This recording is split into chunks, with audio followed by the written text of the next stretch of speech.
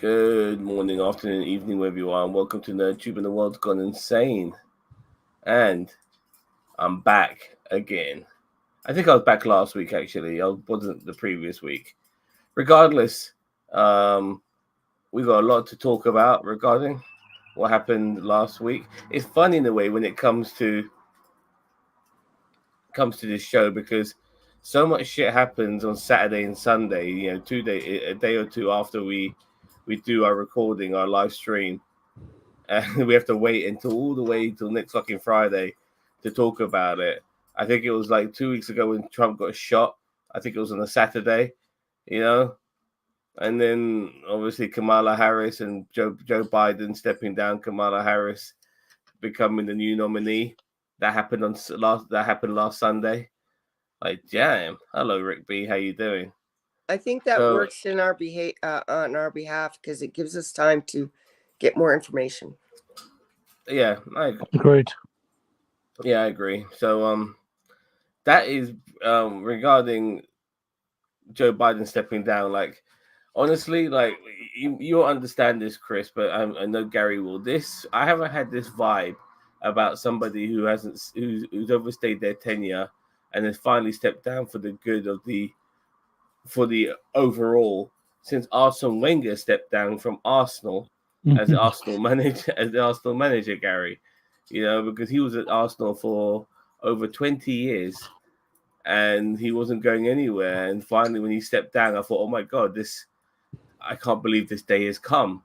You know, so same with Joe Biden.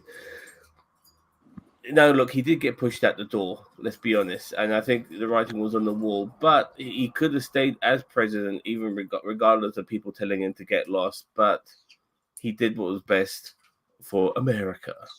And Yeah. even though I still have issues with Biden because of the genocide that's happening in Gaza, I salute him for doing the right thing.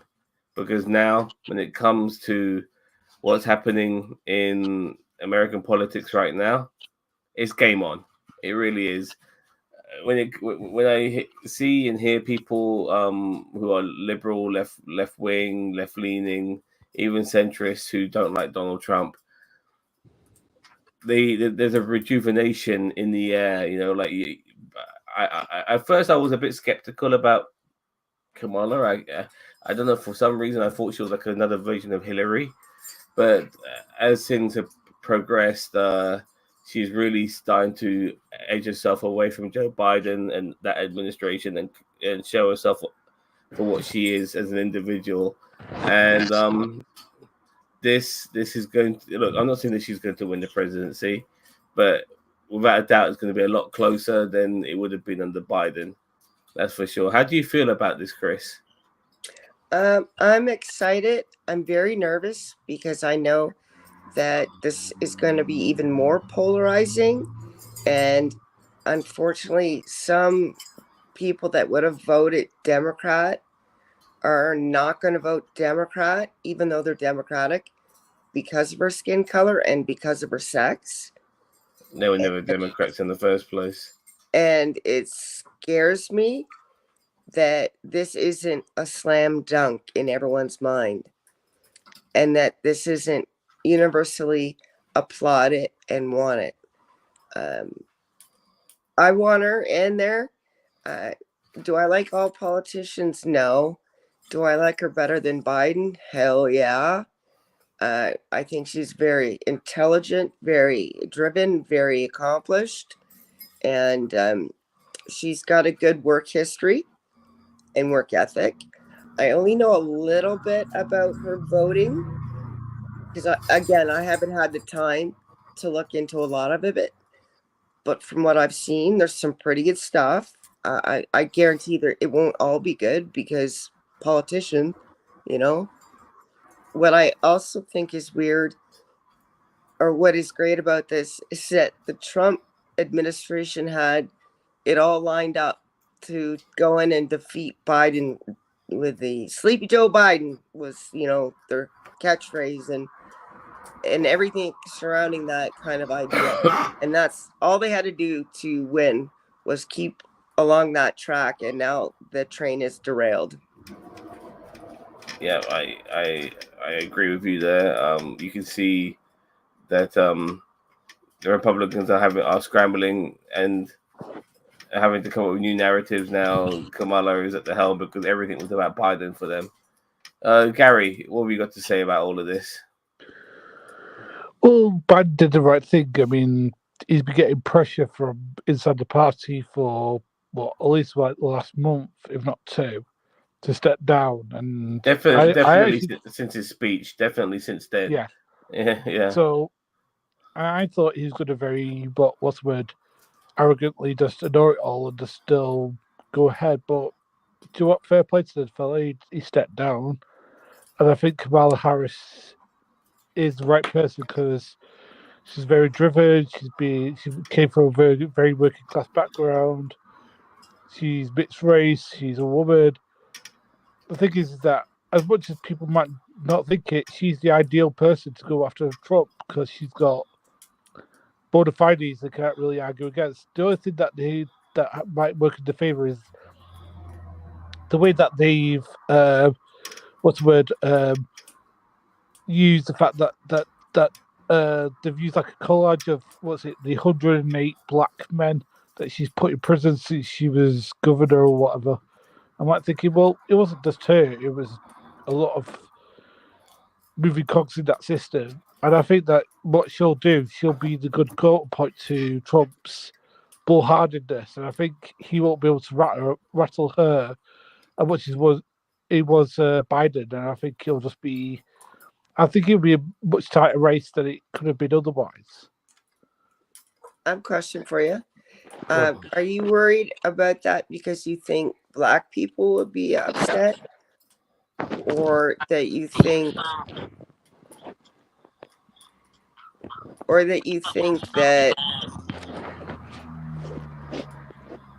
white people are going to think that she can't relate to the, what is that noise? it's Gary Ruffling, but he's muted himself. Okay. No, I thought I heard like a cartoon in the background, like a TV cartoon. Okay. Because that's why I kept stop, and I'm like, what are the words? I couldn't figure out the words. Because Trump actually came out with an AI picture of himself. He's come out with many, by the way, of him with a bunch of black, what you should, because their intention is assume are rappers, and he's in the center of them all, like, and they all have grills on. It's like a cartoony AI because he so desperately wants to connect to the black community. Is no one told him that's not how you do it? Yeah, remember when Trump was going black jobs, like, oh shit, like what jobs do you have that are specifically for For black blacks. people? For black Yeah. people. We're not talking about working in the Caribbean shop either, because the one I go to in the Camberwell is run by Polish to be more precise. I'm gonna get to some comments here before we continue. Nothing is ever a slam dunk. Yeah, no, no one's saying that she's going to win it, but without a doubt, it's not going to be the walkover that Trump thought it would be, and even seems like his vice president pick is kind of like dragging him down now, Mm. considering what he said. She definitely knows how to do word salads. Rick B, very disingenuous. Considering, have you not heard Trump's speeches? You should look up Yeah, the definition of word salad. Okay. this is this is when I sometimes think you're very disingenuous, Rick B. I was a Okay. nurse, and that was actually a medical term for people with dementia and other head injuries. So, medically speaking, I can verify she does not use word salad, but Trump does. That's a And a medical. lot of That's and medical. people generally who are full of shit, who know they're in the wrong. When I've heard Vivek Ramaswamy, remember that but you love Vivek Ramaswamy. You both are fucking pick me's. And you remember when I showed you that clip of that guy telling you about how Trump wanted to suspend the Constitution, and Vivek um, was saying that wasn't the case, and then Luke Beasley, the guy, the journalist, questioning Vivek, tried to prove it to him. Vivek didn't want to know, and he went for a word salad of whatever the fuck he was saying to get out of the situation that he was in, because he knew he was going to fucking get owned. That was a bit of a word salad from me, by the way. Party of Law and Order voting for a felon. ACAB folks voting for a former DA. Yeah, the election is crazy. She's not only a former DA, she's also a former cop as well. So this is the weird thing. I mean, once again, have a bit of self-reflection to people who support Trump. But I said this to, I was debating. And the thin blue line, right? I was debating Trump supporters over the week, saying, a lot of them who don't like Kamala are saying, well, look, he's got 34 convicted felonies against him. He is a rapist for what he did to Eugene Carroll. He's been convicted of that as well. And with the Epstein files being released, showing documentation of him going to Lolita Island and all of that shit, as well as countless pictures of him taken with Epstein, and he knew what Epstein was doing, but how he likes his girls on the younger side. We know Trump is without, in my look, for me, there is, I don't give a fuck about that defamation. For me, he is 100% a fucking pedophile. Yeah, and there's no ifs or buts, as far as I'm concerned. He is. And so it's speculation until proven, but that's for legal reasons.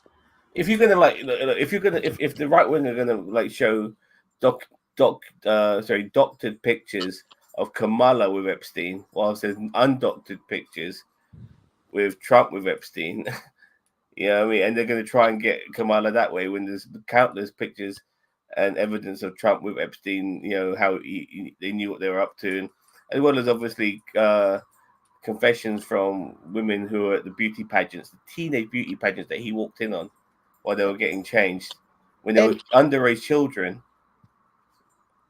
Sorry, let me finish here, Chris. But what I'm trying to say is that why the fuck would you want to support a man like that?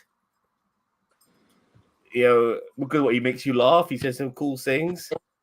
It says a lot about you that you want to support a man like that. What? Because he lowers taxes? You're gonna put a rapist in the fucking White House? You're gonna put a pedophile in the White House? You're gonna put a guy with more fucking felonies and I've had fucking hot dinners in the fucking White House? That, in my opinion, is it kind of shows who you are as a person, regardless of what Trump is as a person. Kind of shows who you are as a person if you're going to vote for somebody like that. Let me get to a few. Yeah, go on. He's not going to raise or lower taxes for his cult members either. They think that he's going to, but they're not. They're voting with their feelings because they think Trump would be someone cool to have a beer with, even though he wouldn't spit in their beer, let alone sit down and drink with them. He would never invite those fuckers to his Mar-a-Lago. There is apparently a list of names of both men or boys and girls as young as 11 that there might be tape of, because Epstein's girlfriend and pimp said things were taped. And I think it goes right over their head that they're like, oh, look, these obviously doctored photos of Kamala with Epstein. She's bad. She hung out with him. Yeah, but we also have photos of Rump doing it. Oh, no, that's okay. So, yeah. Where'd Gary go? He'll be back. He's on his phone. There we go.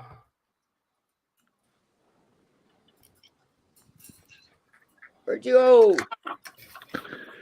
Right, so, Christine, to answer your question from before, I think it could play, because apparently Trump has been very popular in the Latino and Black areas for reasons I don't know. So you could work with them and to keep that vote strong, that voting bloc strong for him.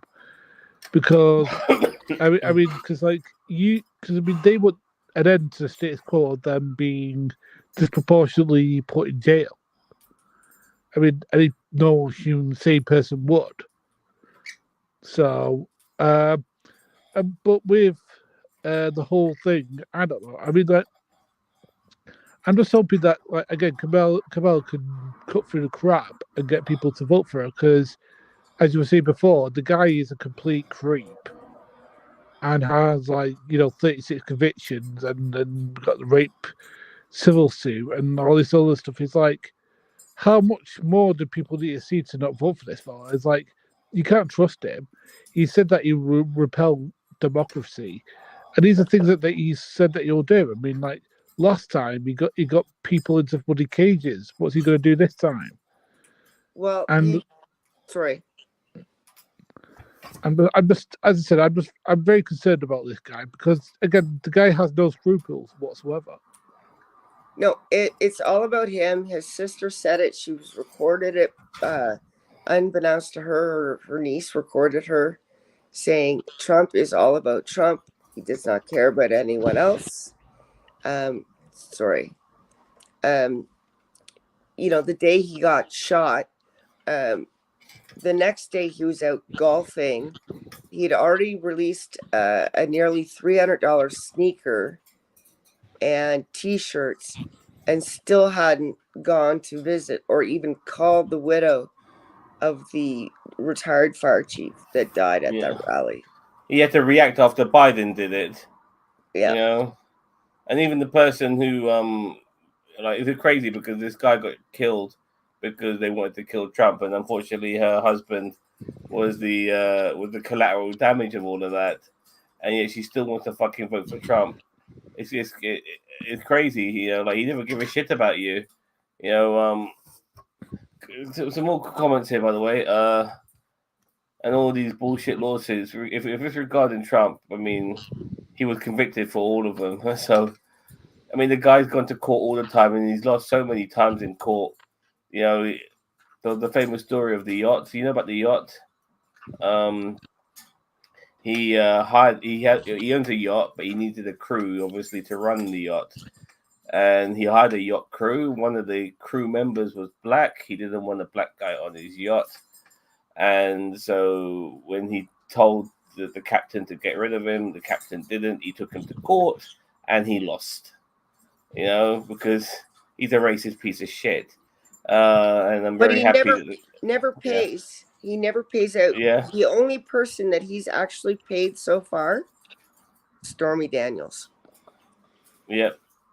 He had a bunch of little preteenies dancing outside on the stage prior to one of his speeches, like little cheerleaders. Didn't even pay them. I need to get to this most ridiculous comment here, Rick B. Look, I know he could still win it. I'm not doubting that, but let's just say, let's get used to Trump winning. When Trump won the election, he won on the electoral votes. He never won the popular vote. The electoral college helped Republicans get into power, by the way. And but whilst he was in office, you know what he lost? He lost the Senate. He lost the House. And then he lost the White House. And there was no red wave afterwards. The Republicans, just about 1 or 2 seats ahead, got the House back. So this thing about Trump winning, I mean, the guy is a natural born loser, dude. Like he anyone who's been bankrupt 6 times is no fucking winner, as far as I'm concerned. We're gonna have to gerrymander so hard. This is unfortunately, Gary, you kind of helped Rick B with this comment, and with her being a woman and mixed race doesn't mean she'll be good at her job. I agree. We don't need a DEI president. She's not DEI president. This is where you're using rhetoric from right wing cunts. We need a strong president that's Trump. So, once again, you say a strong president that's Trump, but you are supporting a rapist pedophile. You are supporting it. What does that say about you, Rick B? You have no morals whatsoever. Take the DEI president who's been put in there for their race and all of that shit. was a culture choice pick over a fucking rapist every day of the week. All right, But Chris. she's not. But she's not. She's not. Yeah, she's not. She went to school. She's got the degrees. She's got the time in. She was a prosecutor. She was the vice president. She was a diplomat. She's not there because she didn't walk in, put her resume on the table, and they looked up and said, "Oh, you're hired." No, she's got the time in. She's got the experience. So that whole thing. Yep. Trump wanted his daughter to make a sex tape and release it right around the time Paris Hilton released that. Man, is wow. Well, considering he wants to fuck his own daughter, I'm not surprised. I believe it. I by the actually way, hi, believe. Daniel. I believe he's fucking already done the deed. Personally, he did bring her up, and some Or of the like pictures he's that he's Sorry, go on. right when he was going up that escalator and he saw that 10-year-old girl. He said, "How old Yeah, is she?" And they said, "Oh, she's 10." He goes, "I'll be dating her in 10 years." It's fucking yeah, disgusting. yeah. The party of family values. How do you feel about the latest claim that Trump was not hit by a bullet at all? I am not. I don't give a fuck I really. think it's a conspiracy theory, but nutsiness. I'll tell you. For me, it's whether he was hit by a bullet or he wasn't. For me, I'm very happy that he never got a boost in the polls for a start because enough people hate him that they were probably unhappy that he never fucking got hit properly. And on top of that, um, the cult aspect of Trump, where you got all these fucking dickhead fans of his wearing bandages over their ears, is absolutely fucking ridiculous. They look like they've all been look like they got a fucking tea bag on their And fucking ear. sanitary napkins. By the way, I spoke to somebody we know. I spoke to their ex girlfriend, who's still my friend on Facebook, and this person is a fucking MAGA fucking person. This person complained that when Roe v. Wade got turned over, they actually had the audacity to complain, even though they vote for fucking MAGA.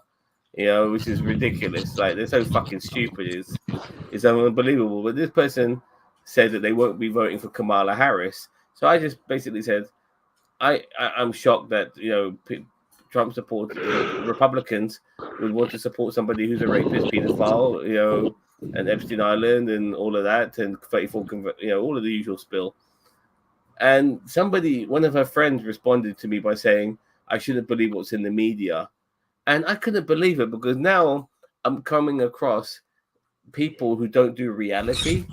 Like Trump having these felonies, Trump being a convicted rapist, Trump, with Epstein.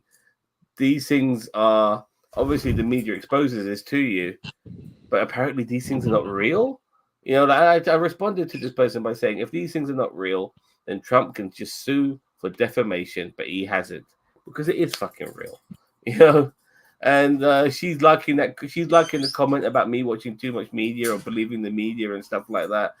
I was shocked. Like one thing I noticed with Trump supporters is that reality, man, it is something they just really hate. They really don't want to do reality. They want to believe in all these conspiracy theories, like Michelle Obama's a fucking man and all of these things. And apparently Joe Biden had died, and that's why fucking Kamala Harris had taken over and all of that shit. These are the things they wanted. They want to believe the conspiracy theories, which is why I'm happy that the left have made a conspiracy of their own, and they know it's fake, and they all know it's bullshit. But it's making the circles. Is that JD Vance is fucking a couch? You must know about that. Yeah, he's not. Yeah, he's But not. Everyone knows he's not. But the but point is, they're reaping what they sow regarding bullshit, and I love it. but we don't even have to use that made up part, because in his own book, he is recently on the campaign trail said, because of illegal immigrants coming over the border with all this, all these drugs, his mother almost died. in his own book that he wrote years ago, he goes on to tell us the story of his nurse mother who stole narcotics off the old and dying so she could get high. So, does he not Yeah. realize there's receipts in this world? And he wrote that receipt himself. His nephew, by the way, and by the way, Ron, I'm gonna get to your comment in a second, Ron. But his nephew uh has a disabled child. You know, like from birth, pretty much they were having to deal with like medical conditions and stuff like that. You know, to keep this kid alive. And when his nephew visited Trump while he was in the White House and was hoping maybe to come up with regulations that will help people, families with disabilities. Now Trump knows what it's like that his grandnephew or his great nephew is like that. Trump actually said it would be better off that your kid just died. He said that to his nephew. You know that you no, don't shit on me. You know that your kid. I hope you haven't shit on me. Oh, you fucking little bitch. Yeah. Can you see it? Look. Oh my god. Look at that. Jesus Christ. Yeah. He said to his nephew, "Yeah, you're better off that your kid's dead because then it becomes less of a hassle." Apparently, yeah, that's the sort of person Trump is. You know, My two nephews have Fragile X syndrome. Very rare. It's like autism, not the same, but like, and it's got a sliding scale. And Corey, who has it the deepest end of the scale, enjoys Christmas. He's 40-ish. Power Rangers, everything is exciting to him. He's loving. He's happy all the time. He's a fantastic person to be around. He adds to this world. yeah, I agree. We're very happy to know that you're your cousin. Yeah. Happy for him. He's Yeah. 40 years old. Yeah, About I'm 40, really, like, cause I'm 50 and it's got to be 40, 42-ish. it's good because honestly, when you hear about people with those sort of conditions, they don't necessarily tend to live that long. You know, you never Yeah. see people of that age. You know, like old people like that. If you know what I mean. I want to get to some comments here. Yep. The debris from the ricochet shot a bullet. No, FBI has accumulated for all the bullets, all the fired bullets. Trump is strong. Rick, you're talking about diaper Don. He's nothing but tissue paper. Yes, he is. Now, Ron says, "Can I ask you guys a stupid question?" Of course you can. And yes, there are stupid questions. It will follow. Please ask us this stupid question. Trump isn't going to get rid of democracy, and Obama. Look, Trump was first in power, he was just winging it, you know. But now, obviously, the plan is 2025, and as you can see, that is the end of democracy. Dictatorship. So, why do you keep defending a rapist pedophile? I always say that about you, Rick B. Why do you back a rapist pedophile? Regardless, Obama put more people in cages. Okay, if he has, then I dislike that too. But you have to put undocumented immigrants somewhere and taxpayer funded hole isn't the right place. Well, treating them like human beings is the right thing to do, in my opinion. Splitting them up from their families is the wrong thing to do. And you know, if you keep putting a banner out saying, "Yeah, we're the greatest country in the world, we're the freest country in the world," people are gonna fucking flock to you. You fucking idiots, man. I know you're not American, Rick B, but you get what I'm saying. I think it's hilarious. Trump is afraid to debate Kamala and backing out there. Yeah, well, I'm not. I think it's hilarious too, but I want this debate to happen. It's fundamental that this debate happens. Trump needs to be put in his place. He really does, you know. And she would do it because she's a fucking lawyer, and lawyers know how to talk the talk. And he was fine with it when it was him and Biden. Now all of a sudden, for some strange reason, it's unacceptable to do it there. And all she has to say is name the time and place. Which is something he said initially, and now they're not fucking when it came to Biden, and now when it comes to her, it's like, oh no, red tape, all this sort of stuff. You might not even be the actual candidate. you might drop out and somebody else might be the candidate. No, it's her. The whole Democratic machine is right behind her at this moment in time. Yeah, she would run circles around him. He wants it at Fox News, so that way he hopes that the moderators will let him speak over her and not play ball and all of this shit, and let him just be a baby that throw his rattle at the pram, that sort of thing. Will you be doing an all night election stream? No chance in hell. You know, for fuck's sake, we're British. Me and Gary are. We didn't do one for our fucking election. We got a new prime minister, for fuck's sake. Why the fuck? Anyway, when the Supreme Court makes an interpretation of the Constitution, it affects things in the future, but not in the past, right? Okay. Indeed. I guess. Continued. Yeah, fair enough. You could not find a better resume for POTUS than Kamala. Trump's resume isn't even close. Rick B. Biden picked her because he wanted a DEI running mate. Listen, Rick B. Let me tell you something. When Obama became president, he picked white old man, and he was still old man back then, but he was not as old as he is now. Joe Biden. You know why? Because he was a fucking DEI hire. You know what? When fucking Donald Trump, the atheist Donald Trump, who pretends to be religious, picked Mike Pence, he was a DEI hire too, the evil Mr. Rogers of the conservative version of Mr. Rogers in Mike Pence, evangelical Christian, get the Christian vote in. When it comes to picking a vice president, to a degree, they are picked for tactical reasons. Now, J.D. Vance wasn't really a person who was picked for tactical reasons, because at that particular time, Trump was hedging his bets because Biden was such a poor candidate, and they all thought they were going to beat him. He never needed to pick Vivek Ramaswamy, which would have been a DEI hire, or that Tim Scott as well, another DEI hire. No, he went, or even Nikki Haley, another DEI hire. I mean, they wouldn't be to you because it's Trump, and you wouldn't think that, but it's only DEI hire when it's Kamala Harris. But regardless, he went for the Great White Hope in J.D. Vance, and now Kamala Harris is on the scene.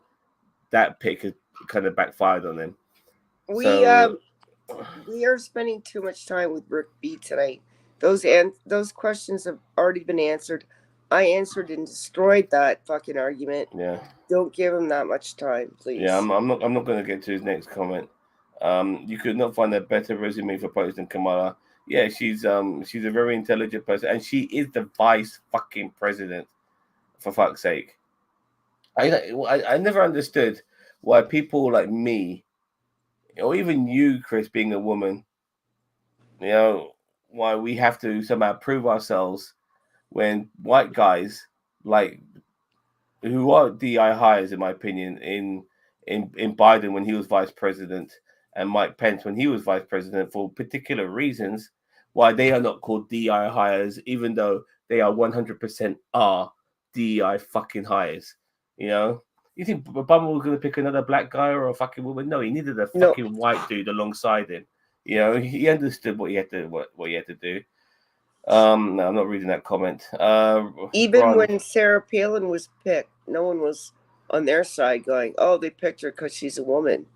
Yeah, and she was a fucking dumb bitch. I mean, she was a real dumb bitch, and I remember Tina Fey making fun of her and all of that shit. I can see Russia from my window and all of that bollocks. Yeah, but no one called her a DI hire, because of her being a woman.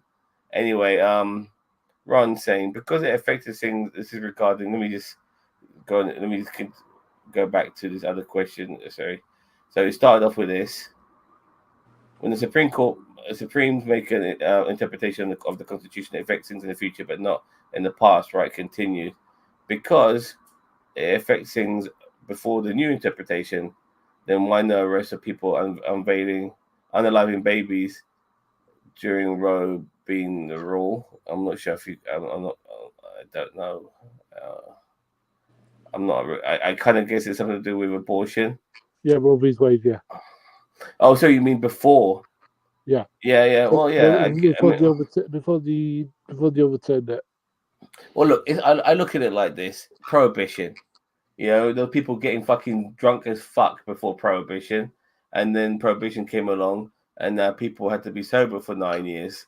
Obviously, a lot of them weren't. Well, You know, bootlegging and stuff like that. because of bootlegging, moonshine, all of that shit, as well as importing from other countries.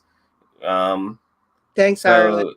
so yep, and so regarding that's a good example. That's the only example I can give you.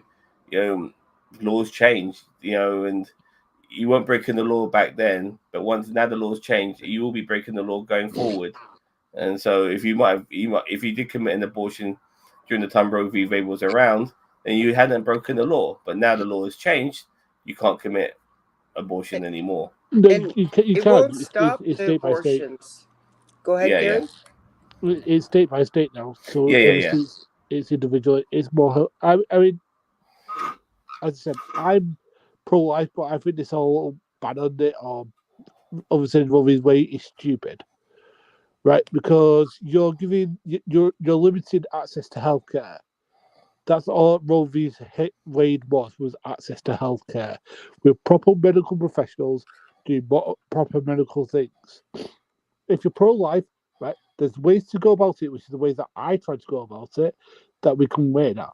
And the first one is to do a proper sex education program for free. Okay, do mass selling of sexual protections. Do put loads of money into into fostering and flavouring adoption agencies and adoption families, make it more cost effective. You'll see the abortion rates drop significantly if you did all those things. Support for Yeah. new mothers. Yes. Actually, no. Actually, I'm sorry, brother. I was so lost in your question. I overlooked something, and I don't appreciate it. No offense, mate. But because it affects things during the new interpretation, why there was no rest for people unaliving babies? No, they were not killing babies, dude. They were terminating fetuses, and they are not babies. These fetuses don't feel or anything. The right There's wing some evidence constantly to said, do you know, to a degree. but that it all depends on what's going to be happening to the mother. You know, No, I agree. you know. So, like, if at the end of the day, if the mother's life is at harm, then it's unfortunate that the baby has to be terminated. It hasn't even been created fully yet. You know, like it has no life ahead of itself. But if it hasn't got a fucking mother, you know, if the mother dies, the baby might die, or the fetus might die before the child to be a baby. Yeah, and so you hear these stupid stories from people like Trump who lies about the baby being born and then terminated after their fucking birth. You know, and people bind, and he never gets called out for this shit. You know. Not only that, the vast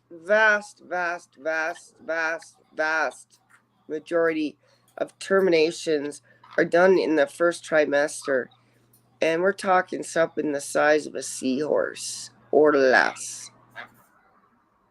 That thing cannot live out on its own. It's not alive. Cannot sustain its own life.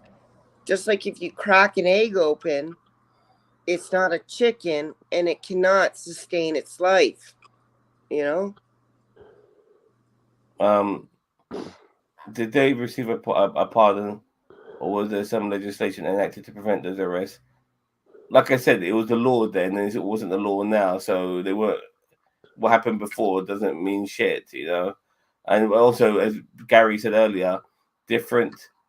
How the Supreme Court did it was that they wanted the states to decide what the regulations are, and obviously red states were anti-abortion. So JD Vance's real name is JD Bowman. And people think that because I'm pro-choice, I'm pro-abortion. I'm not. I like a lot of the things that Gary said. Let's reduce it by having comprehensive contraceptive education, support for new mothers, that sort of thing, a foster care system that gets people into forever homes, that sort of thing.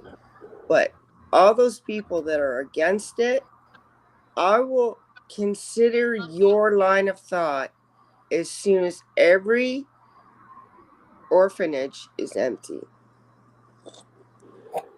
So if their decisions are not retroactive, then the decision does not affect any of the legal cases against him since Trump did those things before the Supreme Court changed. What are you on about? Oh, Trump did So what? it's Like, basically saying that Trump might overturn that, and that people who did those procedures pre. are you saying that Trump might prosecute those people? Yes.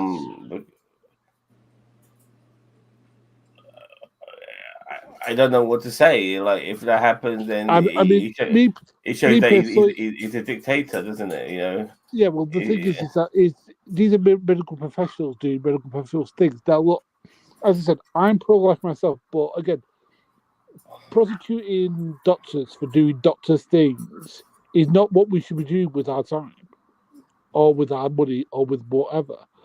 Right? There's lots of bad doctors out there who do unmistakable harm. They should be prosecuted, not people who try to do the best by what the mother wants and what's best for her and stuff like that. And yes, does it suck? Yeah, sometimes things suck. No, I actually think you're giving Trump too much credit for something I don't think he gives a shit about. He's only doing what he knows his supporters give a fuck No, about. I'm stating my No. position. No. I'm talking about Ron Talking here. about Ron. Ron. Right. Regarding Ron, because I think he doesn't give a shit about. Obviously, he He will doesn't. let. I do believe he will happily create new regulations that women get thrown in jail, even if it means that even if it means their own life. He, like I say, he'll pander because he's a guy. He got nothing to worry. He never have to worry about fucking abortions. Not him. So he's got nothing to worry about And regarding that. the rich will always have someone to get their mistresses an abortion. Yeah. And Trump doesn't care. His family values was all bullshit to begin with. I mean, he had an affair on his first wife with his second wife, his third wife when his second wife was pregnant, and then Stormy Daniels. And I have nothing against people who work in that field, but he had to pay a woman. But he doesn't have family values. No, but what he's trying to say is like retroactively, will there be prosecutions? What's the word? Given in the states that don't approve of abortion, like for example, I'm thinking like it's Georgia, it's okay. I think it's Ohio, Iowa, I think Indiana, all those states. Okay. Trump won't give a shit about abortions.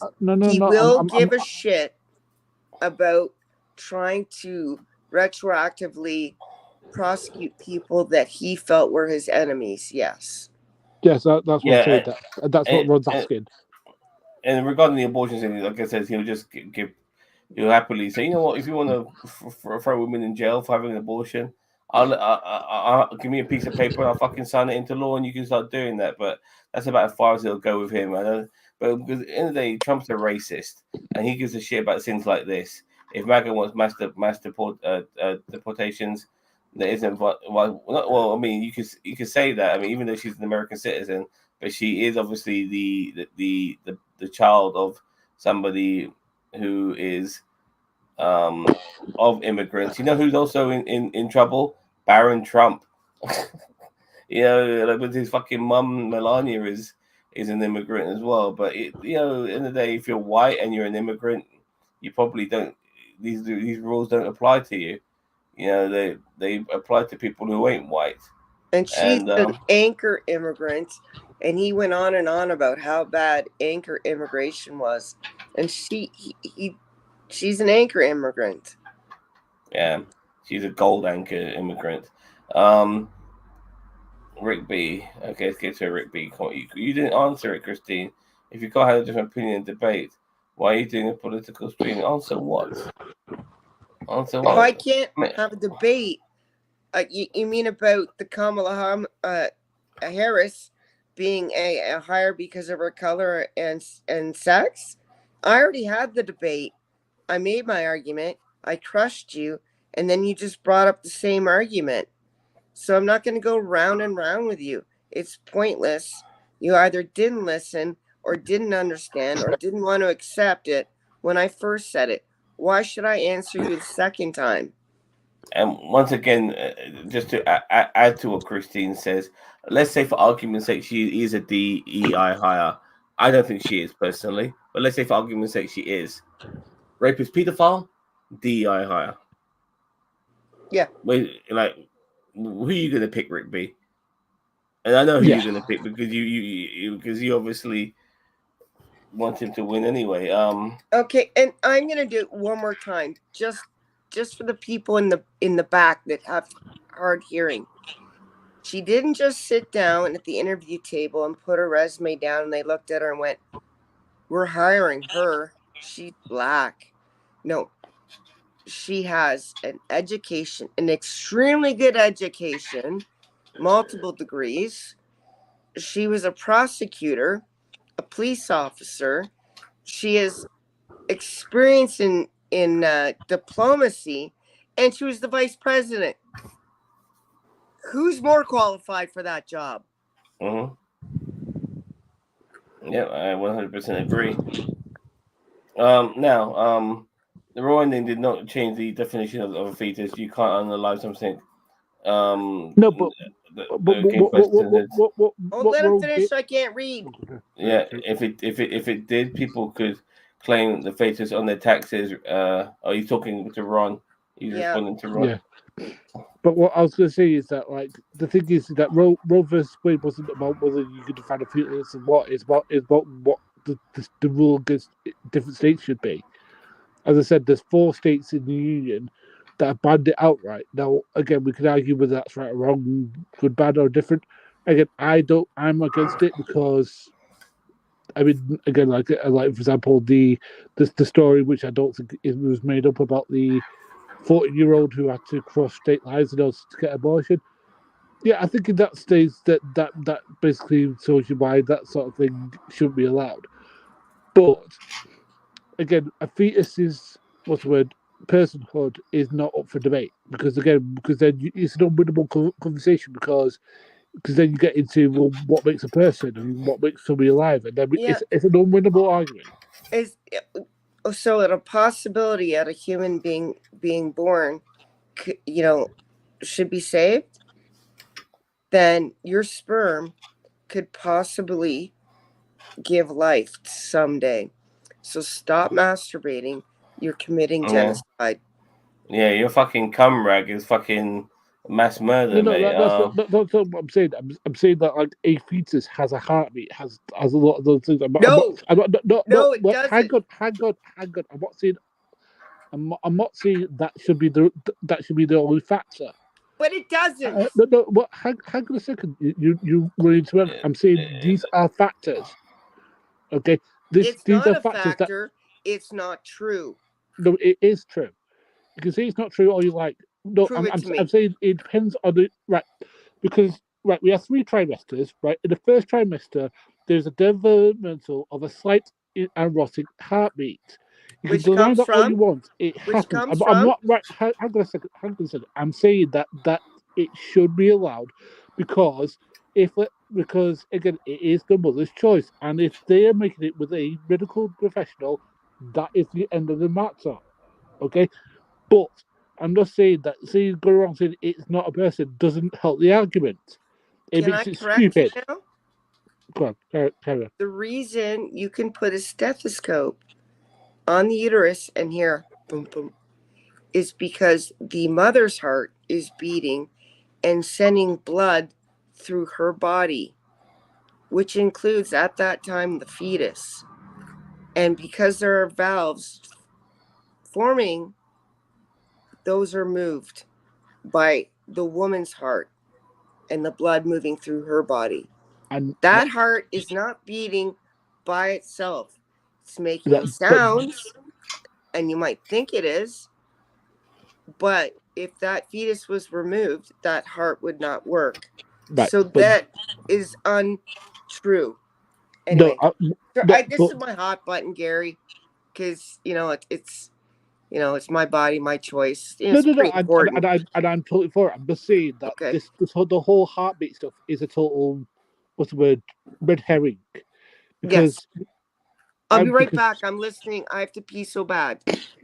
all I'm saying is that it tells you the issue of whose decision it is and what it should happen, which is that it should be medical professionals making it, not bloody governments. Right. Anyway. Well, and obviously the woman who has the fetus inside them as well. Yeah. Anyway, let's get back to Ron. Sorry, I used the wrong term, but that's not the actual question. Keep going. Okay, you're not getting my point. Keep going. There you go, Christine. So she can do. Well, look, we know she can. Even like I said, even Baron Trump should be able to as well under these regulations. But it's a bit like Trump being prosecuted for rape and have 34 felonies against him. Will he go to jail? Will he see any jail time? No, because there's a different set of regulations for people like him, and he's so lucky. That's why he's able to constantly, abuse the regulations and laws, because deep down he knew that regardless of him having to go to court and whatever, he was never going to see the inside of a jail cell, because America would never want to show to the rest of the world, because they're always in the spotlight, being America, that their former president is behind fucking bars. They wouldn't be able to live with themselves. And so Trump can then basically say that the judge is a terrible judge and he's a Democrat and he works for the deep state and stuff like that. He can say that all about the judge and do all these things and constantly break his silencing regulations and stuff like that, because he knew that he's above the fucking law. And so regardless of J.D. Vance's wife being Indian, and regardless of fucking Trump's wife being from the former Soviet Union, they can break all the fucking rules and regulations they want, because the rules and regulations don't apply to people like them. They never do. So Vance is claiming a fetus isn't alive and paternal. Gary, yeah. My highness of enthusiasm on this topic is not an attack on you personally. I want you to know that. And I respect your ideas, and I don't want to change them. But if I say that's not true, I'm definitely going to explain why it's not true. Okay? No, that's fine. All right. So Vance is claiming a fetus isn't alive. Well, look, the thing with J.D. Vance is, depending on what year it was, his fucking opinions change. This is the same man, who said that. Get out of there. This is the same man who was claiming that Donald Trump is Hitler, and now he's become Himmler, because he's fucking working alongside Hitler, and so whatever JD Vance is saying. So you think about JD Vance or Daniel Vance? Now I'm getting confused. I might have gone down the wrong. Is it the vice president nomination for Trump is going to fall in link step with Hitler? Trump do and say whatever he wants, because they too were a cult, the Aussies. Daniel Vance, yeah. And he wants to go far, and he's gonna hook into the gravy train, or Cheeto flavored gravy train of Trump. Look, a fetus isn't alive. It's not a person, far from it. It's still being created. It's a bit like saying look, I've got these 4 tires and the steering wheel. Here's a fucking car. Well, no, it isn't. You know what I mean? Because it needs more bits and pieces to it for it to fucking run. And same and I'm sorry for my analogy, but it's the same with a fetus turning into a baby. That's why we call it a fetus, but it ain't a fucking baby yet. Yeah.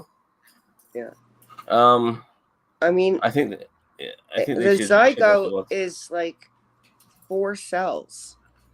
4 cells, and everyone should know how big a cell is, right? At least in a human body. That is not a baby. Technically, and I will give you this, gestation of a human fetus is 42 weeks. Technically, if everything went in your favor, you could give birth at 36 weeks, and that child might have a chance of survival. If it happens normally, there's a lot of outside intervention, incubators, respiratory assisting, so on and so on, intravenous feeding, hydration. I can't even name all the things they have to do just to keep a 36-week-old fetus that's come into this world alive. So they're not, a human is something that lives in a human body, that breathes, that has a heartbeat. Most of us can hear, taste, smell, thankfully, but not all of us. But in general, that's how it works. Before 36 weeks, the fetus is not a human. It cannot do those things. It will not live on its own. It will not function as a human being. So don't tell me it's a baby. You go to the other extremes as well, like when people are put on machines that keep them breathing and keep them living, even though their brain might not be functioning. Yeah, and then it takes somebody else to make the decision, a family member usually, to turn the life support off. Is that like some sort of living abortion right there? Because this person's still breathing, even though their fucking brain's not working. No, but we're doing the right thing. And obviously, I'm going down a little bit of the wrong path here. But regarding abortions, generally, women tend to try to get the fetus aborted as early as possible if it was unwanted pregnancy. But most of the time when it's later on, it's because of the health of the mother. And that's paramount. And you have to then, unfortunately, it might not be ideal because a lot of these times these mums don't want to to abort their future child. They don't want to, but if it means the life of the mother, then that's how it is. I'm afraid. Hello, right. My baby girl. That's one of 2 reasons normally. It's the life of the mother. Say that mother has 2 children already.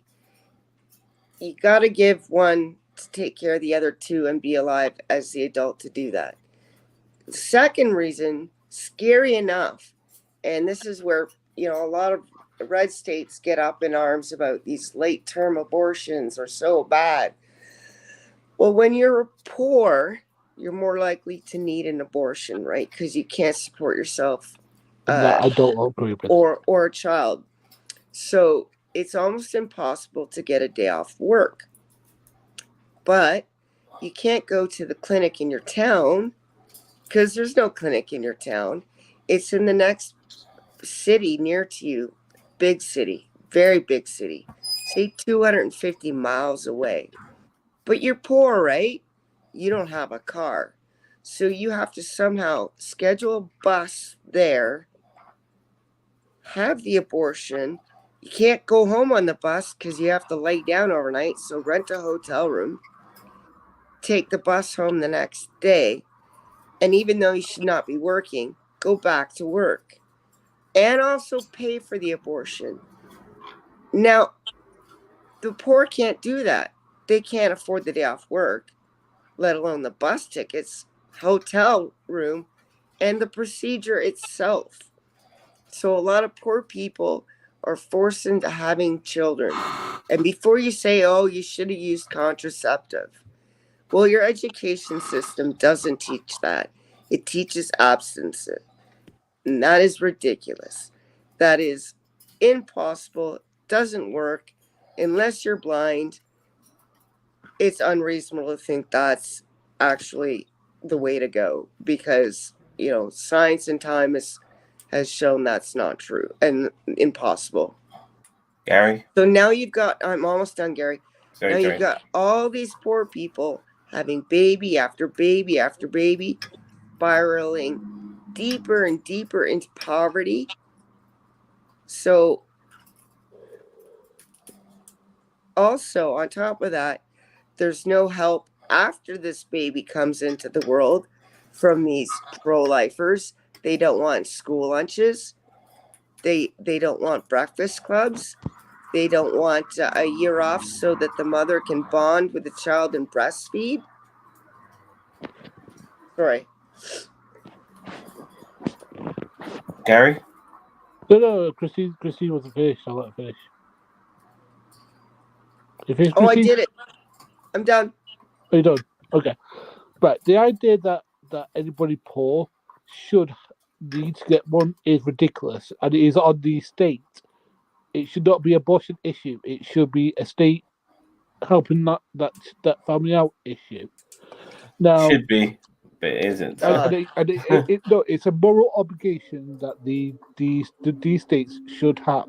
Now, I understand if, let's say, for example, you don't have the physical wherewithal to put up with that child, and I agree with you that the states should subsidize it to a degree. If that is the case, that you can't physically fit one in, right? I understand it.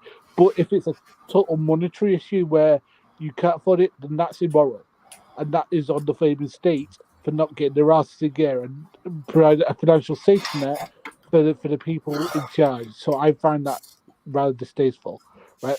As regards to when no, for me personally, I think the heartbeat law is probably the most safest thing because once it has a heartbeat, then on its own, which is you at 21, 22 weeks around that period, that's what it is. Now that is enough time for any person to understand of what's going on, what the procedure is to get it to be. And by the way, this is on the favored states of not having proper healthcare and making it so cost prohibitive and stuff like that. Now the thing is, this thankfully I live in a first world country that actually has proper healthcare that covers everybody.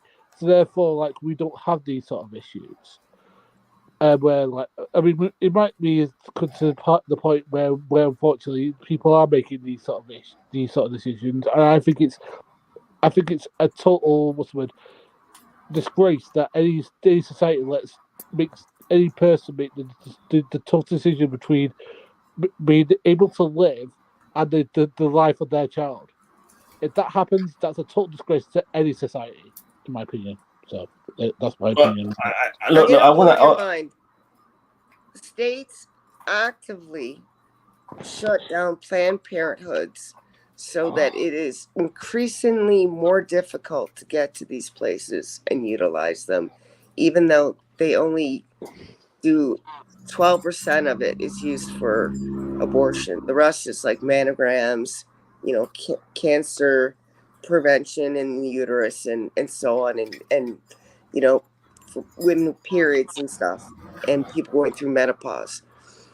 But they actively go out of the way to close Planned Parenthood. They're not going to set up state assisted access. So that's not going to happen. They're doing the opposite. And they're doing it knowingly and on purpose. And I'm going to have to look into this, Gary. But I don't think it's 21 weeks, in fact, because there's a hole between the two chambers in the heart that does not close until that child goes through the vagina. And they get their first lungful of air, and that tells that hole to close. So that heart isn't really functioning by itself until it breathes. I will double check though. I just want to also add that one of the reasons why people get abortions as well women, especially when I say people, I mean it can obviously. Yeah, men hardly ever get abortions. Yeah. No, I'm sorry, I apologize, but the reason why women or it's a family decision to get an abortion. Hello, Ginger. Is because you'll go fucking in America, you'll go fucking bankrupt by having a kid. You know, I mean, you lose, you know, and like and that's what I'm saying. That's on the state. That isn't on the medical practice or whatever. It's on the state not providing enough resources in order for framing families just to live. That's the land of the free for you. They only need you to be able to stand up 8 hours a day and do your work. Yeah. They don't care how well you live outside those hours, Gary. They don't care. Yeah. Ginger, when you came in, you said capitalism needs their kids, needs them kids, but don't care once they're out. Yeah, it's a bit like the military as well, by the way. Needs them consumers. The consumers and them soldiers. And them workers for minimum wage, just workers. Like I said. Yeah. Hi, by the way. Yeah, and so, Ron, with all due respect, pro-lifers' arguments goes out the fucking window because you don't give a fuck about the living. You don't care once they're out.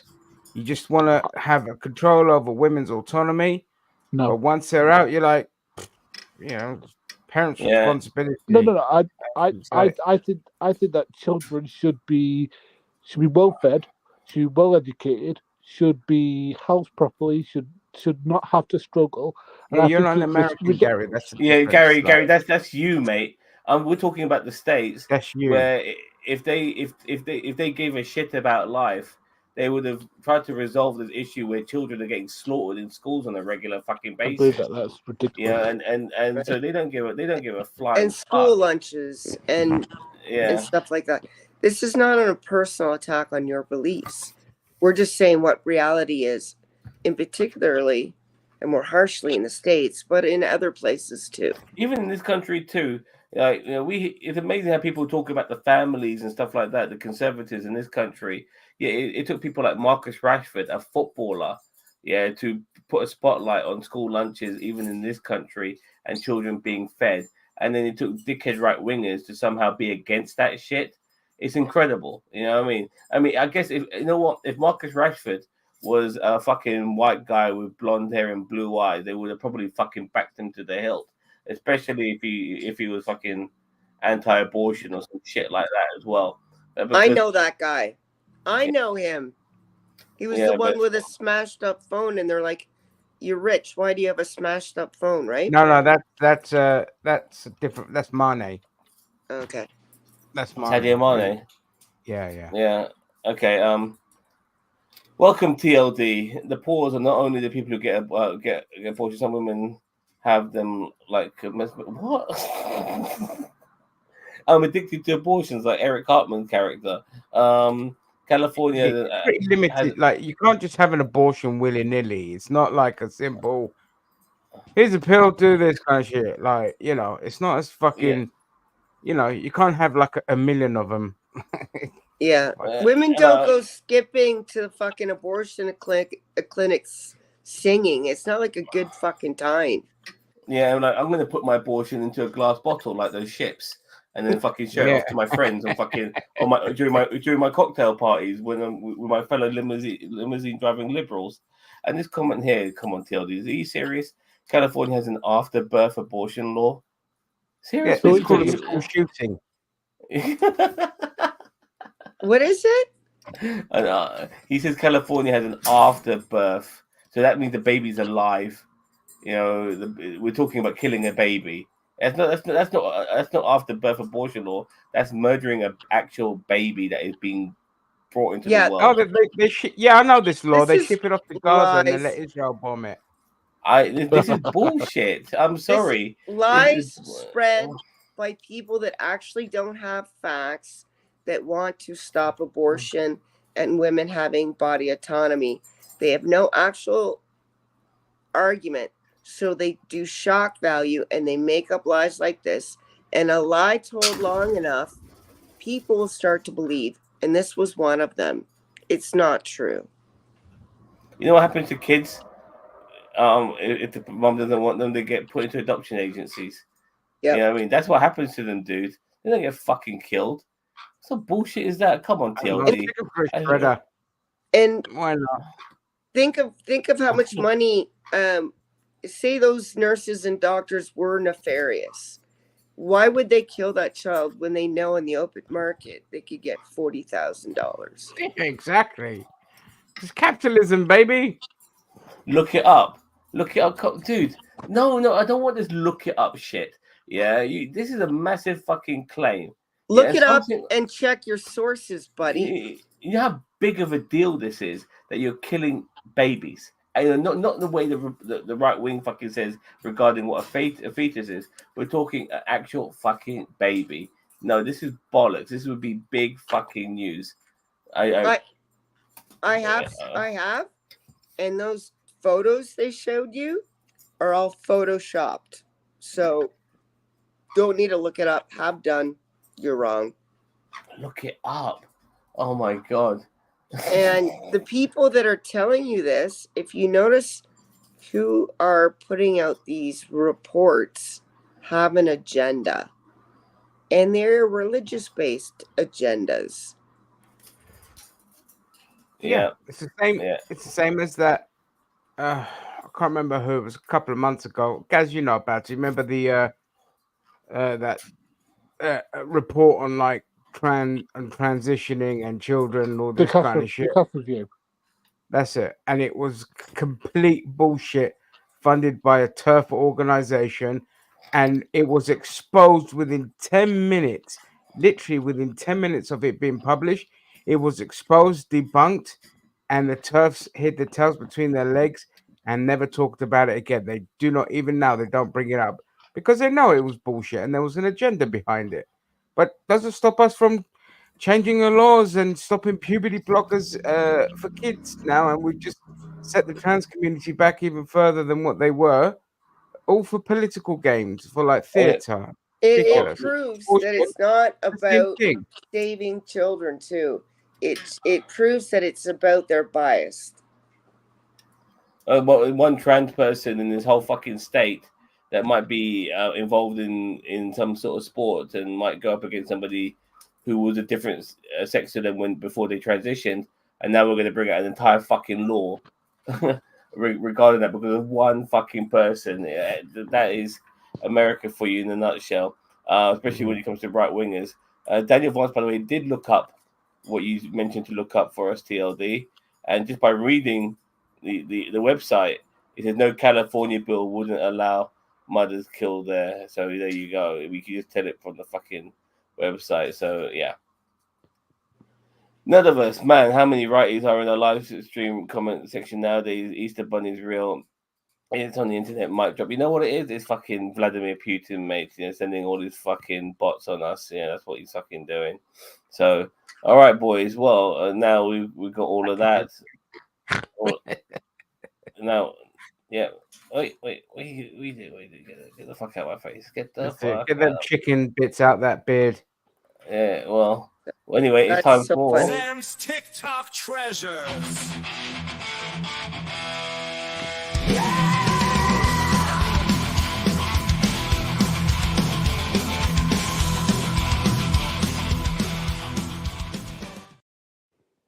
now, Ginger. This one is for you, mate. Yeah, this one's for you. As soon as I saw this, I thought to myself, I want to show Ginger this one. This is an absolute beauty. Oh no! The Times of Israel and Stop- tell me it doesn't Stop sound auto starting, you fucking. Don't piece worry. of shit. I'll put my fingers in my ass. Just let me know when you're ready. Okay. Yeah, it's ready. It's ready. guys, we have a fucking problem. Look at this article posted on the Times of Israel and tell me it doesn't sound like a joke. Let's read. Israelis in Greece are taking a stand against a tourist takeover of their new home.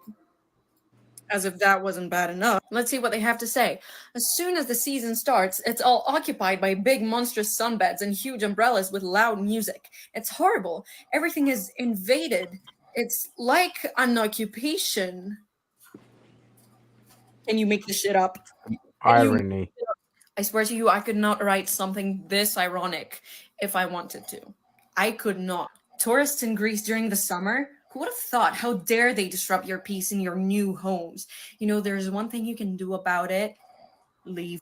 And they're setting up big, monstrous sunbeds and umbrellas, guys. It's like occupation. It's terrible. I'm telling you. This is how bad occupation is. They're playing music. That's torture. With how many sunbeds there are, you could even say it's almost anti-Semitic during the summer. Guys, we have a fucking problem. Look at this article posted on. There you go. All right. Yeah, So let's get rid of all your people coming to spend money in your country. Okay. yeah, I mean, All these Israelis go to Greece. Who's the thought? the Israeli sense of entitlement, that they have become so fucking unbearably arrogant. They are like the British. They are like this generation's version of the British, where they think they own anywhere they go because because that's how they're raised at home. So they think anywhere they set up home, they can claim it as theirs. They had the same issue in Cyprus. There was this little like area of apartments that was basically just full of Israelis, and they were trying to block people from going onto a public beach. And then the residents just turned around and said to him, "If you do that, we're just going to burn your apartments down. So fuck off." Basically, they threatened to kill the Israelis because they were getting too much. They were trying to claim that part of the beach as their land. Like, they are insufferable wankers. They're just as bad as the Americans. And like, I'll take the point of their argument that I fucking hate beaches with sunbeds and I hate loud music on the beaches. That part I get it. But you can't complain about the tourists being there, but you can complain about the sunbeds, which are run by, like some private arsehole who takes over an entire public beach, okay, and then charges you like 10 euros to use them, and you've got music pumping out 24/7. That part I hate. That's what I hate that has become of Greece, and it pisses me off to no end. So I make a point when I go to the beach and I find a spot I like, I'll kick the sunbird out the way, stick my little towel down, and pluck my ass there. And I always remind them, "You can't kick me off, mate. This is a public beach. You can fuck off." So Can't I take that point. can't they also do?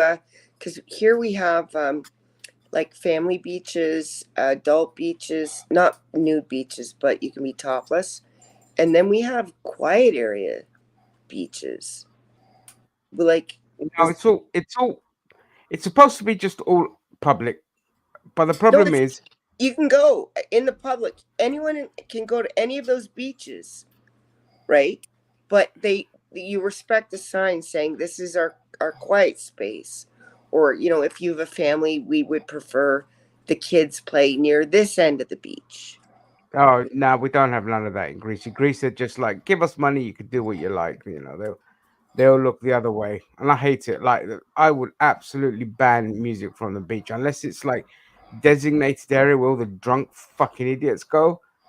Everywhere else, no chance, because they do that everywhere. Even in this quiet little like property where my uncle has by the beach up in north of Greece, and the fucking when they bought the car park and built stuff there, they were blaring music out all the time, and the residents just had to get Yeah. orders to shut down the music because it's so antisocial. It's fucking horrible. Maybe, I don't know, maybe it's the beaches I've been to here, because like if you were listening to music, it's the most secluded beach, and it's at night with 12 of your friends and no one else is around, because that's what's cool No, about this it. is bars with great big loudspeakers pumping it so you can hear it for miles around, and it's just horrible. I They hate should it. Very bring in antisocial. bylaw. They should have a bylaw with certain There should be laws decibels. banning it. You don't fucking need music at the beach. The beach is where you go to escape. It should be a quiet place, away from the bullshit, public land, not pay for anything. Just like we used to, bring your own towel, sit your ass on the fucking ground, the end. The I fact like that capitalism digging a just hole. bleeds into everything and it sickens me. I like digging a hole for your bum, and then putting the rest of the sand up behind your back, and then putting your towel there. Exactly. Yeah, perfect. I remember when I was in Italy, we were playing football on the beach, and we were like when I say playing football, we're just passing the ball around to each other, like 5 or 6 of us. We weren't really like playing a game, but we got stopped by authorities on the beach. I mean, this is Italy for fuck's sake, stopping us from playing football on the fucking beach. I couldn't fucking believe it, but yeah, I think Why? they did.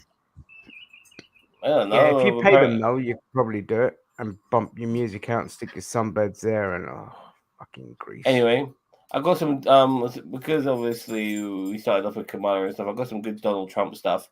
One of them is a fucking humdinger, by the way. But let's start off with this. It's not easy to upstage President Trump, but this high school kid sure did. We're winning on trade. We're winning with our military. As the big rally in Montana played on cable news, watch him smirking, doing double takes, and rolling his eyes behind the president's back. Our country's thriving. Jobs are booming. The goofball became a sensation on social media with the hashtag plaid shirt guy. The two guys beside him are his buddies. They're wearing Trump hats, but not very enthusiastically. The president's aides were watching too, and halfway through the speech, a young woman came along and asked plaid shirt guy to take a hike. 5 minutes later, his two buddies were also given the boot. We're getting them the hell out of our country, and we're doing it for them. Their replacements, two attractive and enthusiastic Trump supporters. So who is plaid shirt guy? We spoke to the high school senior's mom, who told us that he and his friends were picked at random to stand behind the president. They were given Make America Great Again red hats and asked to show some enthusiasm. Now they are getting a lot of heat from angry Trump supporters who think they were mocking. It's not easy to upstage President. You think they were mocking? They were They're mocking. mocking their cult leader. How dare they? You know, They want No, to appeal to the young voters, right? yeah, well, they If do they want to terrible. appeal to the young voters, just dress up in anime costumes, and that will do. Now, when it comes to Trump rallies, sometimes you get people on the opposite side who trolls them in such a way that the people being trolled don't realize that they are being trolled, if you know what I mean. My sweet Trump, ooh, my Trump. I really want to feel you. Really want to fly with you. Want to fly with you on the Jeffrey Epstein plane, my Trump. I want to fly on the Lolita Express with Trump. I want to put ketchup on his ear. It was ketchup. We all know that, right? Put ketchup on his ear. No, I'm going all day. Ketchup on his ear. Don't touch me. That's assault. Hang out with underage girls with Trump. Freedom of speech, brother. Remember, no political violence. I want to get on the Lolita Express with Trump. Hell yeah. Where's everybody going? We'll be here all day. Trump wants to date his daughter. My sweet. Oh, what a way! He does a bunch What? of these. What are they Yeah. offended about? I mean, what are they offended about? Firstly, freedom of The truth. speech. 2, they do it all the fucking time. When there's counter protests or left wingers just protesting something, they jump in and do all their fucking try to get their gotcha questions. What's the problem? That was Yeah. brilliant. All right, I Was love that one okay. of the ones that I sent you? Because I just found him maybe like a week ago and I started watching them. it could and I have love been. that people just keep reminding him about Epstein. Just keep reminding him about Epstein because he was one of his biggest fucking Yeah. clients. All right, this one, this is the coup de grace. Oh my God, you guys, I think I just figured out why the Christian nationalists hate Sesame Street. My wife and I found a little gem from 20 years ago. Enjoy the following little ditty that Oscar and his friends sang for Maria. Donald Grump! Who's Donald Grump? Oh, don't give me patience. Where have you been? Donald Grump happens to have the most trash of any grouch in the world. Yeah, he's loaded with trash. His name is on every piece of trash in town. Yeah. Oh. Grump. Who's got more trash than anyone does? Grump, grump, grump. Who has the best rubbish and scuzz? Grump, grump, grump. He's got so much trash it spills out of his can. And that is why we are his biggest fans. Oh, there he's coming. Here he comes. Who's got more trash than any of you? Grump, grump, grump. Who has the finest garbage and goo? Grump, grump, grump. That's right. His trash is more trashy. It's fish think the most. No wonder that Grump can't handle our most. Whose name equals trash to you and to me?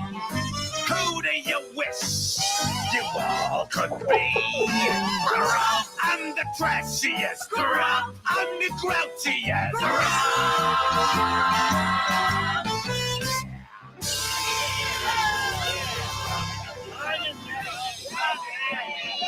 I'm Donald Grump, and I have more trash than all of you. So, yeah, yeah, yeah, yeah, yeah, yeah, yeah, yeah, yeah, yeah.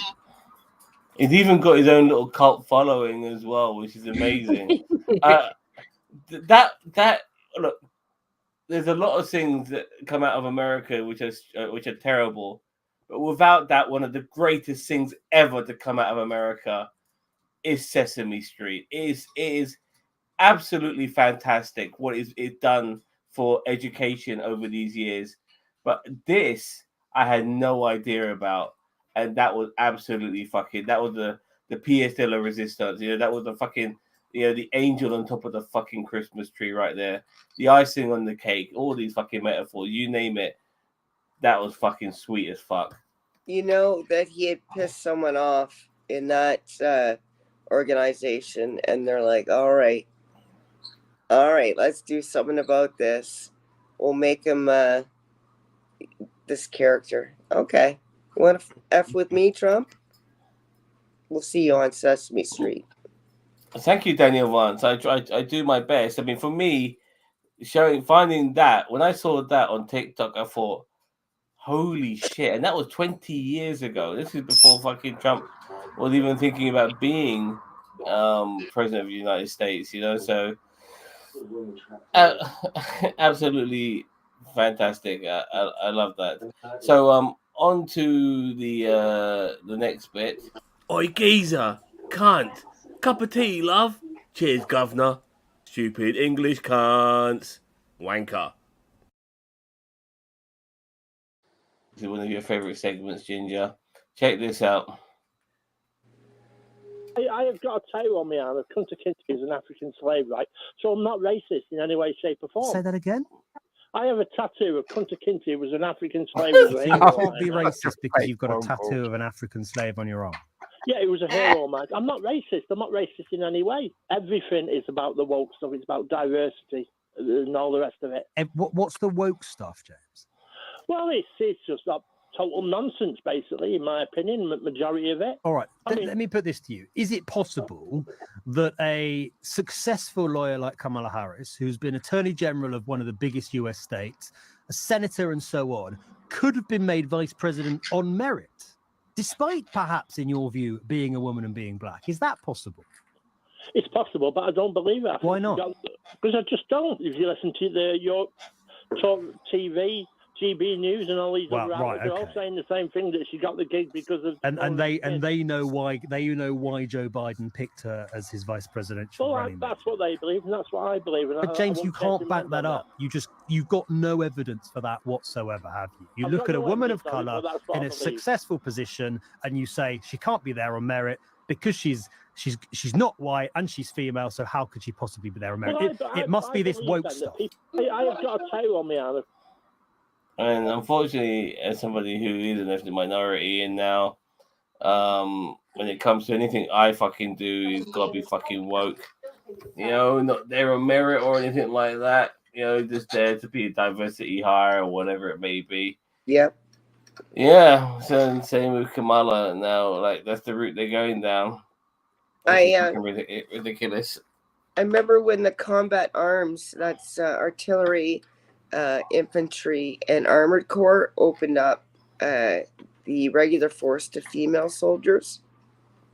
and they were going to have a quota, and they were going to be forced to allow women in.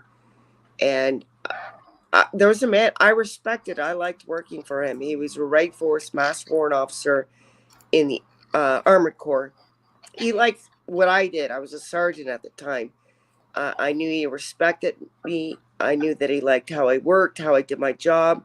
He backed me up when my officer was being a cunt, and I had to sort him out, and he wasn't listening to me. The chief warrant officer went down and slapped this guy's pee-pee. And he said to me one day, and this is what really hurt my heart.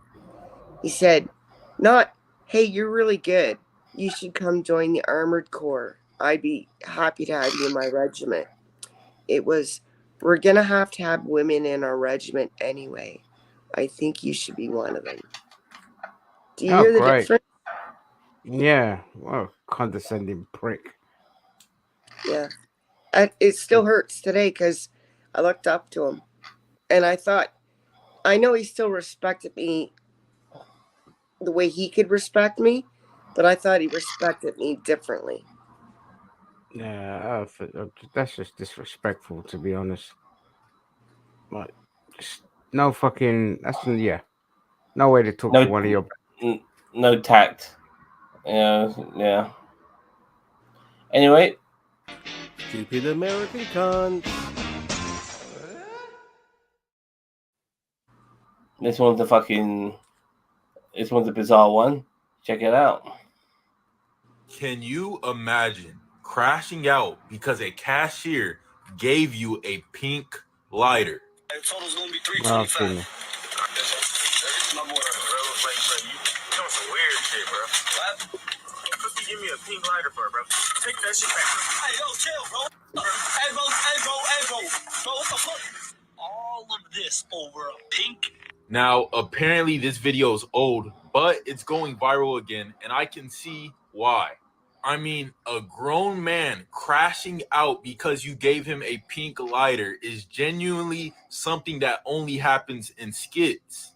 And apparently it happens in real life too if you're a man that happens to be that damn insecure. I mean, bro, I get it. Maybe pink isn't your favorite color. But why would it trigger you to that point where you're damaging property? I don't get it. If anything, bro should take this moment and self-reflect and realize he has a lot of trauma he probably needs to work on. Deep down, I really do hope this was a skit, because if there is really men running around like this, we are in some trouble. The guy's obviously a closet case, in my opinion, because if you don't want a pink lighter, you can just tell the cashier nicely, excuse me, can you give me a different color?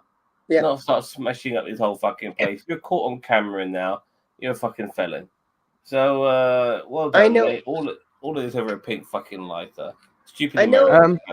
I know men that would specifically ask for pink lighters because they knew someone wouldn't steal it. In the army, yeah, people wouldn't take them. Yeah. I'm trying to remember. I think I've seen this before. I'm not sure if the guy that runs the shop or works there provokes customers or does sketches. I'm trying to remember. I've seen that before, and I think the guy that works it just likes to piss customers off and get. If I find it, I'll send you more. I'm pretty sure I've seen stuff from there before. Well, let's take a change of pace now, ladies and gentlemen, with some fascinating discoveries. Here we go. The ocean just got a whole lot stranger today because scientists have just discovered that something is producing what they call dark oxygen on the sea floor. And to put this discovery in perspective, until this paper was published yesterday, scientists believe that the oxygen we all breathe and rely on to survive could not be produced without sunlight. Yet the depth of ocean where this discovery was made was in complete darkness. And not only that, because it also seems to be produced by non-living, non-biological sources described as lumps of metal on the sea floor, which is another baffling discovery because scientists also previously thought that most oxygen was created by living organisms. But it gets crazier. The paper outlines that trillions of these naturally occurring metallic nodules each produce an electrical current close to that of a AA battery. Goddamn, cavemen had batteries and electricity and didn't even know. And as you were probably taught at school, or not, this electrical current can split water, H2O, into hydrogen and oxygen. And I mean, just the fact that we can still be making groundbreaking discoveries like this in 2024 is wild enough, but it gets even more interesting because just think about what that could mean for other planets. If we now know that oxygen can be produced by non-living organisms, it changes our perspective on which exoplanets out there could have a oxygen atmosphere, which, as you know, is necessary to sustain life. The ocean just got a... I love shit like this. I just want to quickly show you something on this. Where is it? Great, now I'm going to have to fucking look this up now because I trust TikTok as much as I can throw it. And oxygen. I mean, just the fact that... Oh, where is it? Oh, sorry, I apologize. Put those rocks on other planets. This guy, he's made a caveman picture, but I swear that's Ringo Starr under that battery. It is, isn't it? It's Ringo Starr. Yeah, it's Ringo Starr.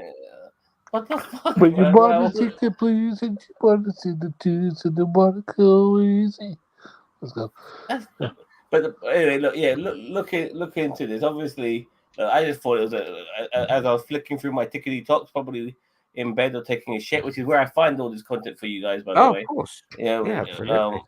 So, but it seemed pretty cool, So I thought to myself, yeah, like it's. Yeah, thanks for sharing. I'll look into it. I'm trying to find some tickety talks for you too. Yeah. Like 3. No,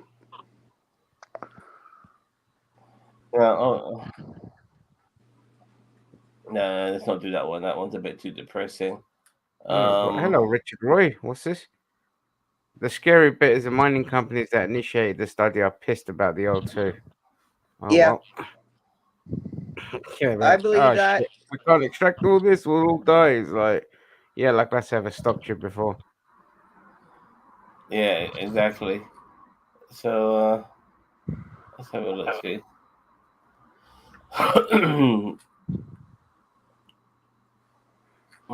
Sorry. I'm just finding a good one to pick. Let's try this one. Ginger's in bed with a pussy. Mm-hmm. When I got, I'm sitting on my belly. Come here. I'm sitting with a couple of birds. There we go. Let's try this. I saved this for a reason. This might be good.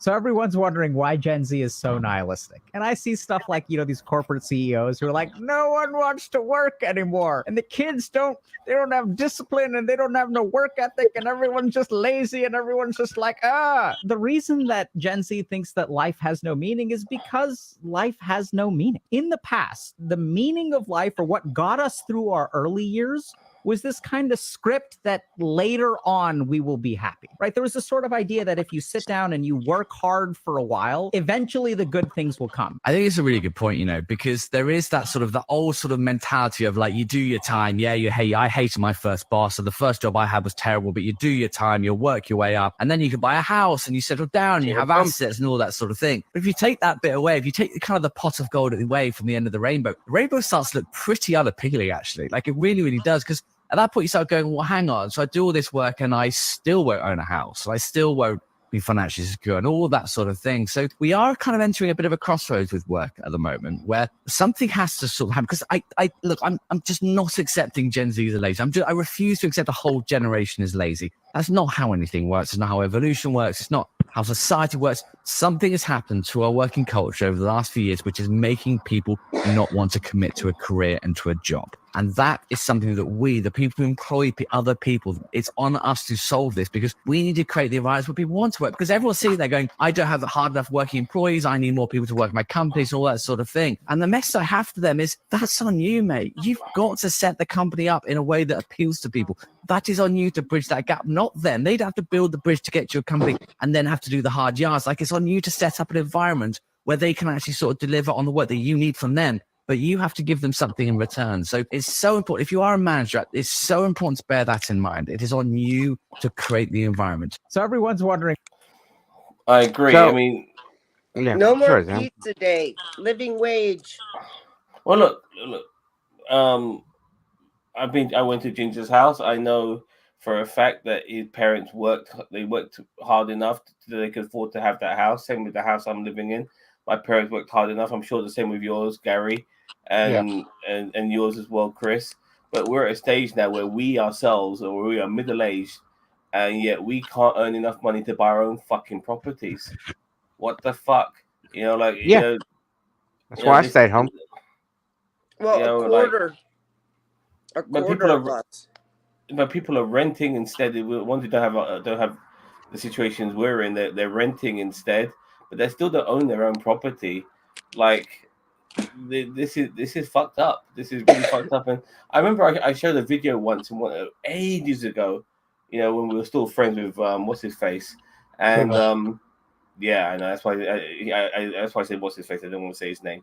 But regardless, I showed a video of this girl crying because she works 9 to 5 every day and she has no life of her own. And everyone was taking the piss out. But I remember Jose did, Shredder did, everyone did. But I defended her because you know what?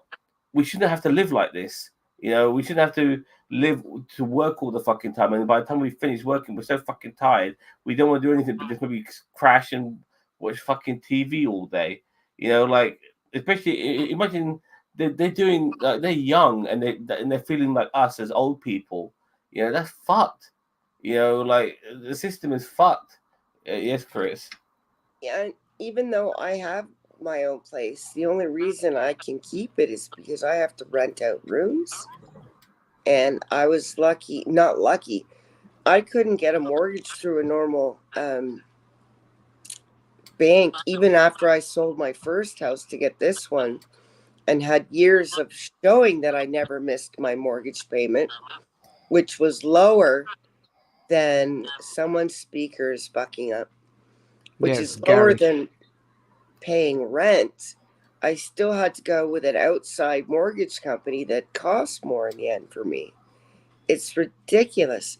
And these young people, instead of giving them a pizza day for their good work, give them a living wage and, you know, banks take a chance on them and get them a mortgage that costs less than their rent because they can pay the rent. They can pay a mortgage that's $200 cheaper. You know what? I don't even like the term living wage anymore. I want a prosperous wage where it's not just about earning a bit of money that you can get by. You should be able to have enough money to do what the fuck you want in life. You know, buy what you want, go on holiday. You know, enjoy yourself. You know, have some luxuries. You know, because people think, oh, look at all these poor people. They've got a fridge and a microwave and a mobile phone and a television. I'm sure they're doing just fine, but these are necessities. You know, you can't go nowadays. The way the world is, we're so digitalized as a world. You have to have a fucking mobile phone, a decent smartphone, especially, or you can't do shit. You really can't do shit without one. You know, everything is fucking computerized. You know, less stuff is done by done analog in an analog fashion, whether it be writing stuff down or whatever it may be, doing shit by post. You know, it's all done differently now, and so we need these things, or we can't fucking survive. Sorry. Next person to say that to you, say, "Give me your phone." I'll hold on to that for a week. By the way, hello, Yeah, I Richard mean- Roy. Hello. Look, Yes? I mean, this whole argument is basically saying people don't want work for peanuts for my company anymore. People don't want to take the abuse that I'm going to levy at them like the older generations do. People don't want to revolve their life around my job. And look, I'm using that the American kind of mentality to work with because obviously over here our biggest issue is more to do with the fact that um wages just have not kept up. I mean, that's the same all the way around, but you've got a lot more rights here as a worker than you do in the States. That being said, you also get a lot of low end jobs that are just 0-hour contracts where you don't have any fucking rights. You know, this is why I loathe these places like Uber and these Just Eat drivers and Uber Eats and all these kind of even Sports Direct who have like 0-hour contracts. You know, multi-billion-dollar companies who have their employees on 0-hour contracts and all this kind of crap. And when your rent is astronomical and your wages don't even cover rent anymore, then yeah, people aren't going to come and work for your shitty company. They're going to have to do their best to find to work somewhere else. And it's a generation that two things. You know, again, the neoliberalism motto is grow people up on individualism, cutthroat, get the best, you know, screw over your best friends and all this kind of shit. There's also a sense of autonomy that comes with that to say, I don't want to deal with your bullshit. Fuck hustle culture. Hustle culture doesn't work for me anymore. So I, as an individual, I'm going to do what's best for me. There is no greater good incentive because the greater good only benefits the CEO who makes $65 million a year and cuts jobs every fucking year because they want to show that, hey, we're more sustainable with less staff. And that just makes things worse over and over again. And people just, they've had enough. They've had enough. So, You You know, know, sorry, what's best for them. what you also said as well is that people want us to work like our parents did and stuff like that. But at least when our parents worked, they knew that they were going to get enough money to fucking be able to live. Now we're treated like shit, and we're not getting enough money to fucking live. It's just no. People have had enough. Well, You know? my my salary it's the same as like my parents was 30 years ago. How the fuck you meant to live on that when your house costs $500,000? When you're bloody, I'm just talking houses in general. Like your house costs like $500,000 over here, or your rent is like $2,000 a month, plus your food, plus your astronomical water bills, plus your astronomical utility bills, council tax, plus any other little bits and pieces. It's just people aren't like that's like the UK has among the highest poverty rates in the Western world. Like the Tories fuck this country up so bad. Yeah. I deal with this every day in my job. This is my job. This is what I do. Okay. And we have God, I think it's like close to 4 million children in poverty now and families living below the poverty line. And Starmer comes in, and the one good thing that he announces obviously is above inflation pay for public sector workers, which is good, and that better include nurses and junior doctors and all that. So that's good. Yeah. But on the flip side, the politics that Starmer played to try and put the left in line was that he deliberately did this thing over the 2-child benefit cap where he said he will remove the whip, meaning you can't really take part in politics, to anyone that voted against the government's plan, which was to keep the 2-child benefit cap, which is plunge millions of children into poverty. And this government used that as a way to stop a contingent of left-wing MPs within the Labour Party from being able to vote in upcoming policy changes. So there's all this kind of shit, and they bullied them to saying, look, either you vote against a 2-child vote to keep this benefit cap, or we're not going to vote towards changing laws on sufferers of domestic violence. Like, this is the kind of fucked mentality this government is. They are just as bad as the conservative governments, but they're going to sprinkle in little nuggets that they know you need to sprinkle in to stop the economy from completely fucking collapsing. Because if you don't pay your workers well, you can't have a functioning economy, and that's just a proven fact. Yeah, revolt. Let's hope it happens. Gary, you're right. Yeah, just stay with us, mate. Chris.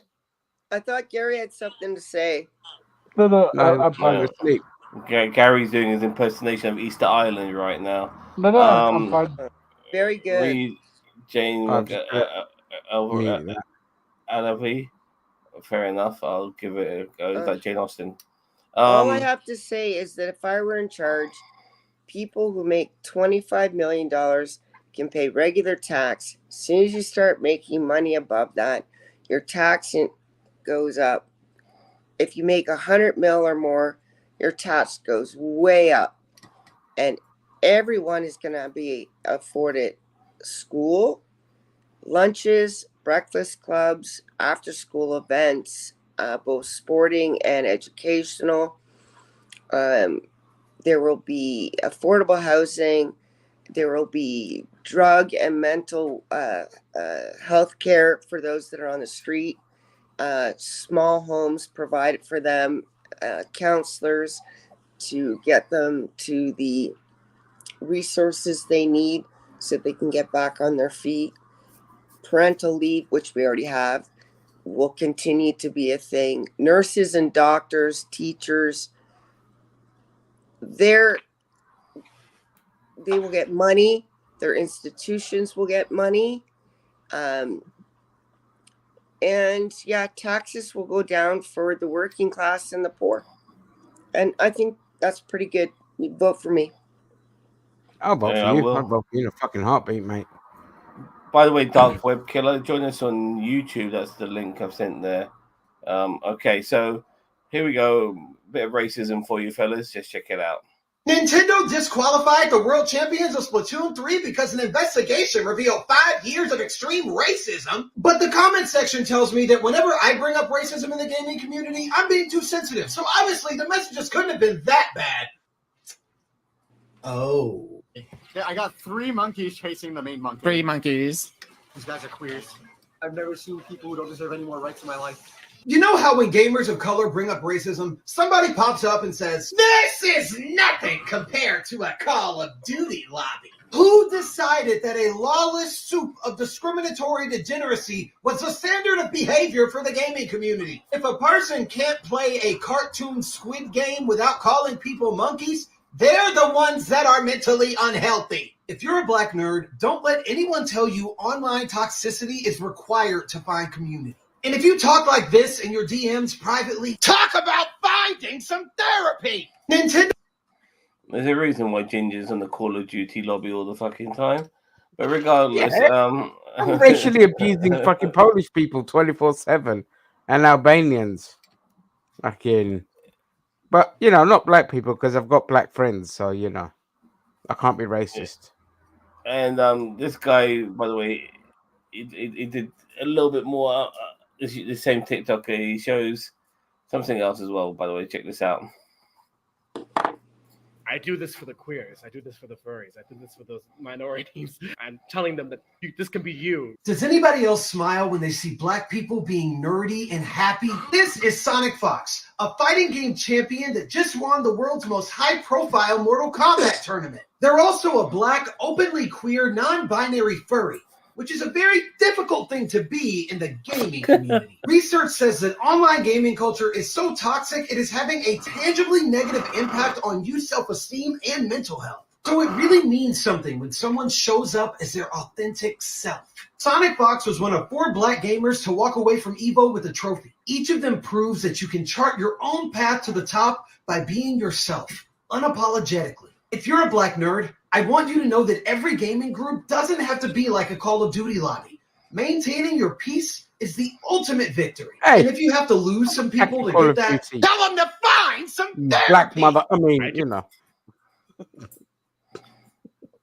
Fine, By the way, therapy. his previous video, that hoodie, amazing.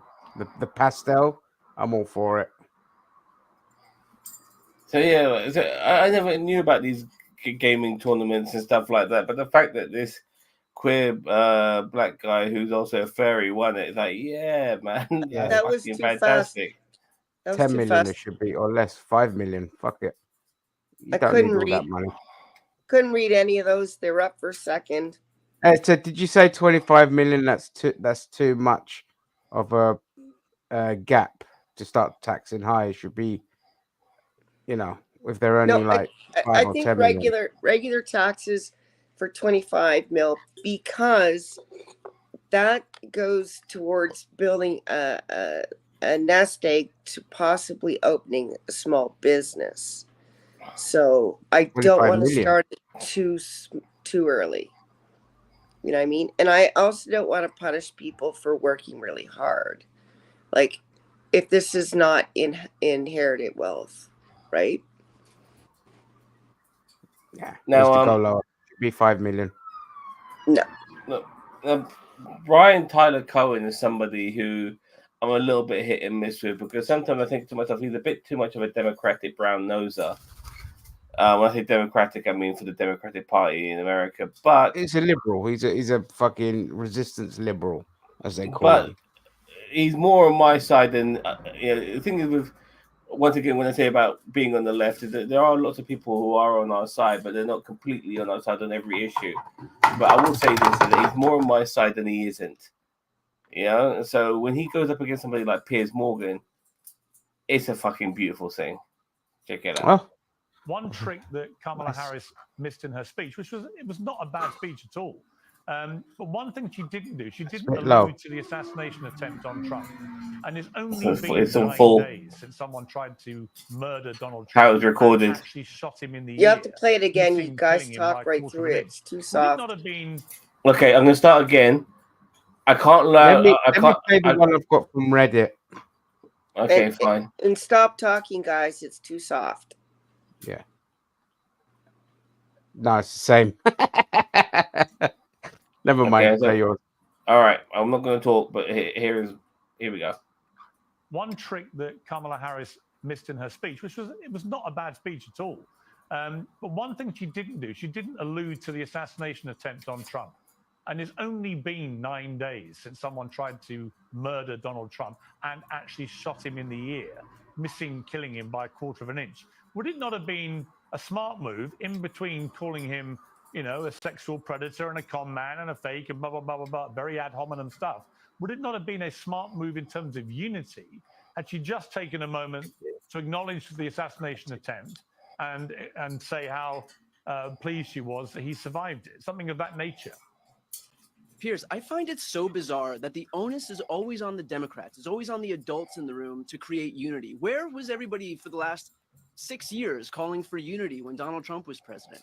And, as far as the violence is concerned, I feel like any effort to try to pin, again, the onus on Democrats in terms of lowering the temperature in this country is just a testament to the fact that the Republicans are graded on the curve. Remember, it was not the Democrats. While we're talking about political violence, it wasn't the Democrats who laughed at Paul Pelosi being bludgeoned with a hammer. That was Donald Trump. It wasn't Democrats who called for military tribunals for Liz Cheney. That was Donald Trump. It wasn't Democrats who laughed at a kidnapping plot against Gretchen Whitmer. That was Donald Trump. It wasn't Democrats who called for General Mark Milley to be executed. That was Donald Trump. It wasn't Democrats who posted a baseball bat photo with Alvin Bragg and threatened death and destruction if he was charged. So in all of these examples, Piers, it is not the Democrats who've done this. It's not the Democrats who've validated the use of political violence as a tool in this country. And it shouldn't be on the Democrats all of a sudden to be the adults in the room. All right, Brian. To a point, Lord Copper, as we would say in the UK. Right, it is the Democrats who for 8 years have screamed that he's Adolf Hitler. That's fairly violent rhetoric. You're comparing him directly to an absolute genocidal maniac who murdered 12 million people, including 6 million Jews in a Holocaust. So when you do that, that is violent rhetoric. Piers, if Donald Trump acts like a fascist, it is not the Democrats' fault for calling him a fascist. You're saying he is? That is he is Hitler? He is Hitler? No, absolutely. No, Hitler's not the only fucking fascist, you moron. He does want to consolidate power in the executive branch. He does want to send the military into American cities. He does want to. You have no problem comparing him to Adolf Hitler. I am calling him a fascist. That's what I'm doing. One trick that Kamala Harris missed in. There you go. Okay. Yeah, and Hitler's the only fascist. You're absolutely right. He loves screaming over his guest when the guest is right and giving him multiple reasons why he's right. Can't have that, can't have that. And then blatantly, like the guy, I don't like him, but he's bright enough to know the difference between calling someone Hitler and a fascist. But he wants his audience to catch on to those words He doesn't care for the nuance, and that's why he's not a journalist. No, it's a pro-establishment rhetoric that you talk over your guests when they're right to kind of drown them out, and to basically, yeah, then turn around and say, "Oh, see, look, they didn't have an answer." Oh, it's like, well, I did have an answer. You just couldn't hear it because you were talking over me. But you Okay. know, I mean, Brian's completely right. Like, why is it always on the Democrat side that have to be like, oh no, this is terrible, and we want unity, when the other guys are just like, fucking kill everything that's brown, fuck women, kill Yeah. everything, you Sending know. murderers and rapists. This politician's husband nearly got murdered. Let's make lots of laughing jokes about it. Yeah. And On that one, really quick, Trump's own son put out a pair of underpants and a hammer on his bed, took a picture, and said, "I know what I'm wearing for Halloween." yeah, and everyone else should buy a T-shirt from Demolition Ranch and an AR-15 and post as a picture and going, "I'm going as a great American hero," just like they did, just like they said that that dumb fuck that even their own side can't stand, who went and shot the protesters. I forgot the kid's name now. What was the kid's name? Rittenhouse? Carl Rittenhouse. Yeah, Carl Rittenhouse. You know, they cosplayed as him. So I think for Halloween, somebody should cosplay as Trump's would-be assassin. You know, really get under conservative skins because they're just, and right now they're panicking because of Kamala Harris, and they try to do everything to kind of stop it. And it's just like Trump's backing out of debates now. Of course. All right. Okay, guys. Sorry. On to the next one. This is the one non-TikTok clip I'm showing you now. And I can't get it on TikTok. It's on Twitter, and it's good old Andrew Tate. And I wonder how his fucking this guy. I wonder how his Muslim fans are going to take to this. Check it out. Russians can come and take England. Why not let the Russians take it over? All the immigrants are taking it over anyway. True. I'd rather Russians take it over than a bunch of fucking Bangladeshis. Come take it. Oh, excuse me, Vlad. Yes, sir. Putin. Yeah, it's all yours. Everyone's just coming in and invading our country. Packies. Yeah, well, niggers. Russians. Christ. Tristan Tate. He put what the fuck? You know what? I'm gonna just defend my brother here and say the N word now because he said the P word. Like for a start, I thought they were under arrest. How are they making these podcasts? Yeah, like they're still in Romania, but the point is like when the fuck are these motherfuckers going to start going to court now? Please, like, can we see these guys behind bars? But what the fuck? Like him, like he's begging Vladimir Putin to take over the United Kingdom because there's too many, as Randy Orton said famously, Ginger, there's too many fucking packies, mate. You know what I mean? Yeah. Well, Yeah, West, so- they've got too many of them P words. Yeah, exactly. So like, what the fuck? And they're really just saying it with the hard P, and then Tristan having to say the hard R, and like, gee, Take over Romania. There's too many Tates there. yeah, Too exactly. many Like, sexual deviants in Romania. I think they started to become irrelevant, in my opinion. They have because- become irrelevant. Yeah, and they're doing They have. whatever they can by saying shit like this. People have So gone to like Jordan Peterson and Elon Musk is like their embodiment of misogyny now. yeah, so And we Okay. apologize for Peterson as a Canadian. I don't claim him. fair enough. You got at least you got Bret Hart. Anyway, look, Fucking Maple Kermit the Frog. this one's for a laugh. This is stop. Sorry, 1 second. One. What have you done, Sam? Have you broken everything? No. It was just starting on its own. Okay, let me. All right, let's do this. This is a good laugh. This barber charges me about $30,000 per session. Zimbabwe dollars or American? Oh, this guy. It's all good. There you go, bro. Looking out, my guy. And it is what it is, but it's for my safety. That transaction looks more fake than iPhone from Shein. So I made $61,000 yesterday. Another statement that sounds more fake than Mercedes-Benz from Timu. If bro makes any more fake statement, we will have a Timu warehouse full of fake statements. And when you make money like that every single day, you got to be careful what you do. I can't go to no regular barber shop. Why not? You don't seem like you make money like that, at least not legally. So instead, I have a barber come in, and that's what I do for my safety. This does not make sense. It is cheaper to pay 5 security guards to take you to a regular barber than pay $30,000 to a barber for safety. People know I made 60 to 100K a day. I got a target on my back. Nobody knows until you told us, and we don't even believe you. For my safety, I got to be protected. I got to be careful. I can't just be at no barbershop where people are coming in and out. Jeez, subscribe on the motorbike. This brother is Delulu Pro Max. He thinks he is Michael Jackson with skin made out of diamonds. I pay the price. Half that trade goes with the cut. Get this about every 4 days, and life is good. I am offended that this brother thinks I am stupid enough to believe that he spends $2.7 million a year on haircut. You have insulted my intelligence, and I will avenge my brain's dignity. What is going on? All right.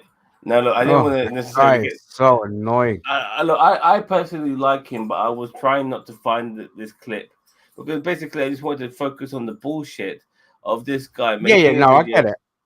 I spent $30,000 on to my barbershop, and I like this first comment here. By the way, we've got a lot of likes. So the barber makes more than him. He earns $60,000 a day, but the barber makes $30,000 in 1 hour. True that, Yeah, true. But this sickens me because this is a grift. Without this guy is trying to be the new Andrew Tate or whatever, saying he spends all this fucking, all this money, even if it is like. No, he's trying to sell his own coin. I bet soon it'll be his. Either that or he's selling courses. A lot of these grifters, they sell courses on like how to get rich, and how you get rich is you buy their course and they get rich. Yeah, I have invested in Bitcoin, by the way. I took the leap. I'm actually my investment is up by about 80 quid at this moment. That's different. That's Bitcoin. That's established. Yeah. You know what I mean? You're not a dickhead going into like his pump and dump scheme or buying like a fucking Boogie 2998 coin or whatever it bloody was. A Bitcoin is a Bitcoin. Nothing wrong with that. Yeah, so I just, like I said, I just wanted to expose this fucker for the bullshit artist that he is, and the African dude, I salute him for. I love him. I like him too for mocking him. I love him. He does that a lot. He mocks a lot of people, and he does it. It's so funny. Yep. I thought asshole. I thought Cheetah, sorry, not Cheetah, I thought Ginger would like him. But anyway, here we go, Ginger. Elon being done this week. Yeah, you love it, you fuck. All right, here we go. Check this out.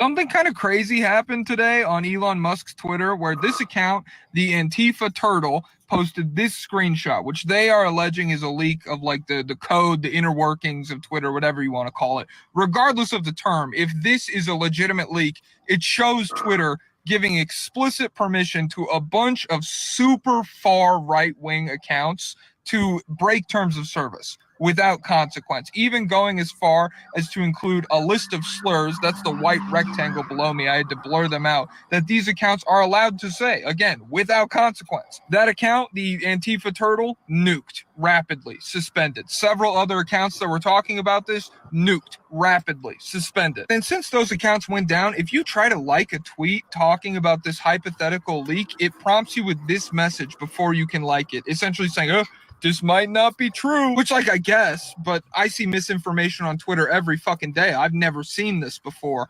It's pretty convenient that it pops up now. NBA connection, this is like if Adam Silver was encouraging NBA players to act like national socialists, if you catch my drift. Something kind of crazy happened today on Elon Musk's Twitter. All right, I'm trying to pause it. Okay. There you go. So, once again, Mr. Free Speech. Does not surprise me. If this is true, does not surprise me in the least. He just recently said he was no longer contributing to Trump's campaign. And I don't think he's doing that because he's had a sudden conscience. I think he just thinks it's not a good investment anymore. Anyway, more on Elon. Check this out, guys. This is a good one. Elon Musk's daughter is currently chewing him up on Instagram threads. Let's read. By the way, just so you know, this is the daughter that transitioned. So, okay, all right. Now we know. Yeah, we know. Before we get into it, for those new to the drama, Elon Musk has been going on about how his son, Xavier, is now dead because they became trans and is now Vivian. And this is what Vivian has to say. Elon made this tweet saying Xavier was born gay and slightly autistic, two Never any attributes that consistency with the contribute to volume gender of the video. dysphoria. I knew that from when he was not an about attack 4 years video. old and he would pick out Yeah. clothes for me to wear like a jacket and tell me it was fabulous, as well as his love of musicals and theater. But he was not a girl. Now, Vivian is eating him up on threads saying there's a lot of stuff I need to debunk, which I will get to, don't worry, but I want to start with what I find the funniest, which is the notorious slightly autistic tweet. This is going to be a bit, so just bear with me. Oh, get ready, y'all. This is entirely fake, like literally none of this ever happened, ever. I don't even know where he got this from. My best guess is that he went to the Milo Yiannopoulos School of Gay Stereotypes, just picked some at random and said, good enough, and in a last-ditch attempt to gather sympathy points when he is so obviously in the wrong, even in his own fucking story. I did not have a love of musicals and theater when I was 4 because, I was fucking 4. I did not know what these things were. My earliest real experience with musicals was when my twin brother had a Hamilton phase in 8th through 9th grade and overplayed it so much in the car to the point where for a long time I swore off the entire genre. I never picked out jackets for him to wear, and I was most certainly not calling them fabulous because literally what the fuck. I did not use the word fabulous when I was 4 because once again I would like to reiterate I was 4. Like, this is so obvious I don't even think it warrants explanation, but apparently people believe this nonsense, so here I am. This entire thing is completely made up, and there's a reason for this. He doesn't know what I was like as a child because he quite simply wasn't there. And in the little time that he was, I was relentlessly harassed for my femininity and queerness. Obviously, he can't say that, so I've been reduced to a happy little stereotype, blanking along to use at his discretion. I think that says a lot about how he views queer people and children in general. As for if I'm not a woman, sure, Jan, whatever you say. I'm legally recognized as a woman in the state of California, and I don't concern myself with the opinions of those who are below me. Obviously, Elon can't say the same because in a ketamine-fueled haze, he's desperate for attention and validation from an army of degenerate red-pilled incels and pick-me's who are quick to give it to him. Go touch some fucking grass. Someone then replied to Vivian, extremely shocked to hear this D-bag is a liar. Hope you're not too bothered by what he says about you. And she said, I'm not, lol. I've just started to find it funny at this point. Calling me dead on a podcast with Jordan Peterson of all people while basically admitting you have zero reading comprehension by saying you were tricked into signing documents that you read over multiple times is basically a parody of itself. Like, it's honestly camp. Vivian, you are most definitely brat-coded, and we will be seeing you voting under that coconut tree, baby. Get him again for us. Elon Musk stopped.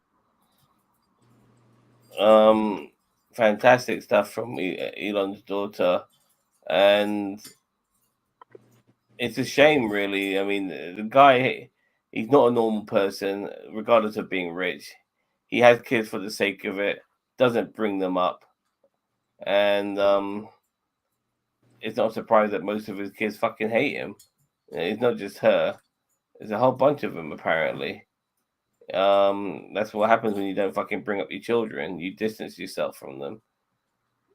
But regarding this, Elon's just a fucking weird fucking guy. Just weird. Like, just take away from the evil shit. He's just a fucking weirdo. Like, doesn't even know what he wants. He wants to just churn out kids. He was trying to impregnate his own fucking employees. All right. And just for the sake of churning out kids. And he doesn't even, like, fucking probably doesn't pay child support and just buggers off and absconds. It's just, Well, he he's a does weirdo. it probably because he hoped were many me's, and they're, his line, his genes will live on because they should. He's such a, master race.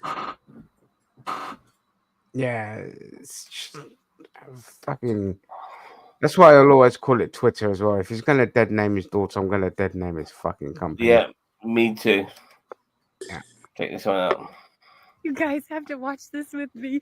It's so funny. The Australian news station, how they rip apart the Republican Party. You just gotta watch this.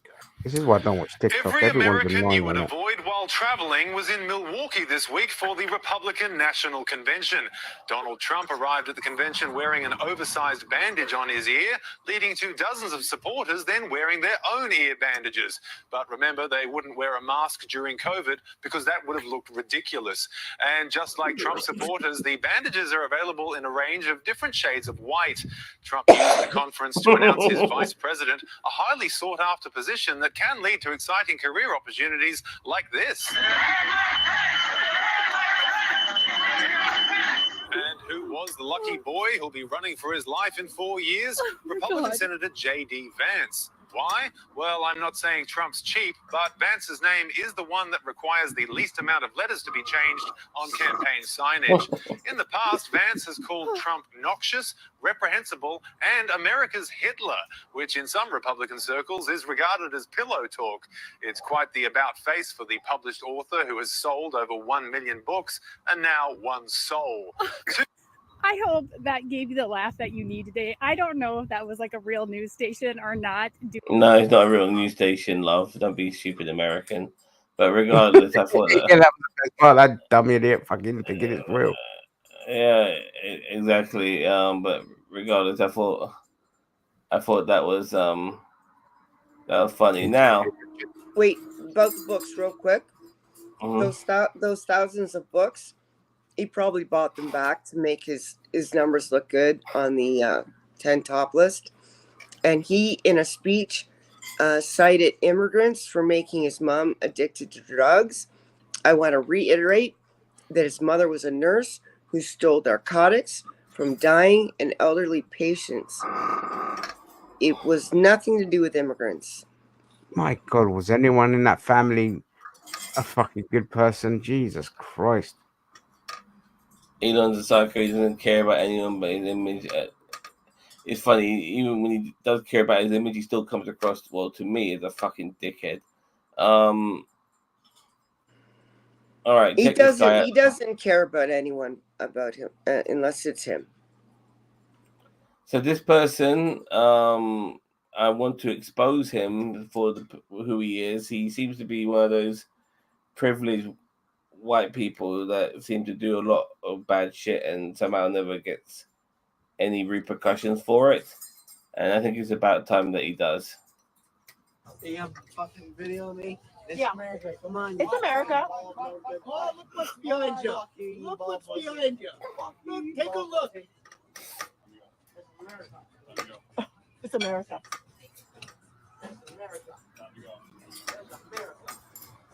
What I do? What I do? You woke up. That's what you did. You woke up. What I do wrong? What I do You wrong? woke up. Hey. What I do wrong? Time to go. You tell me you're wrong? You tell me you're wrong? Arrest him. He's drunk and What I disorderly. do wrong?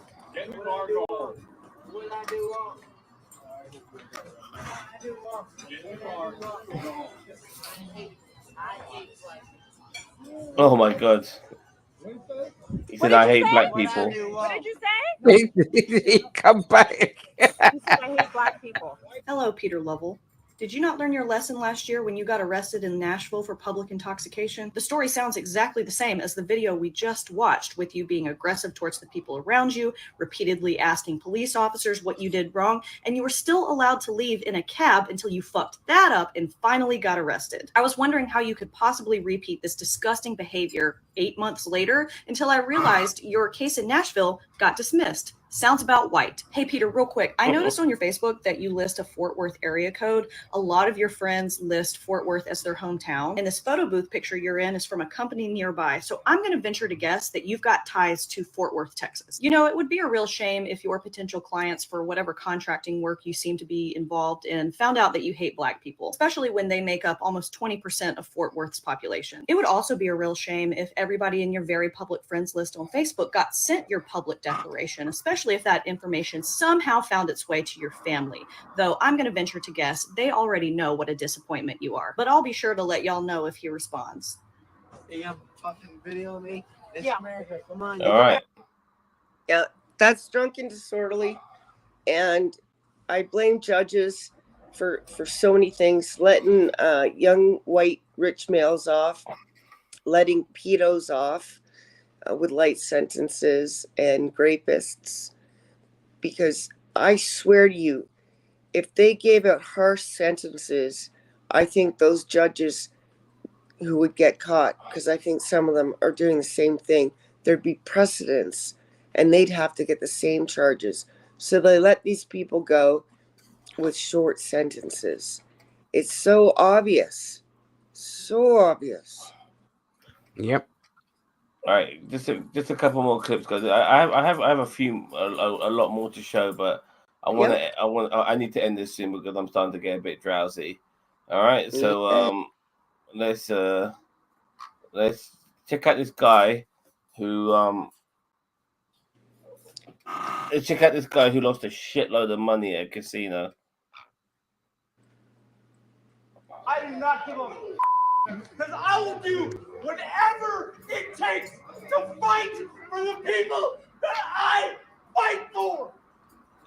And I wish I could have voiced this in a different way so everybody can understand it.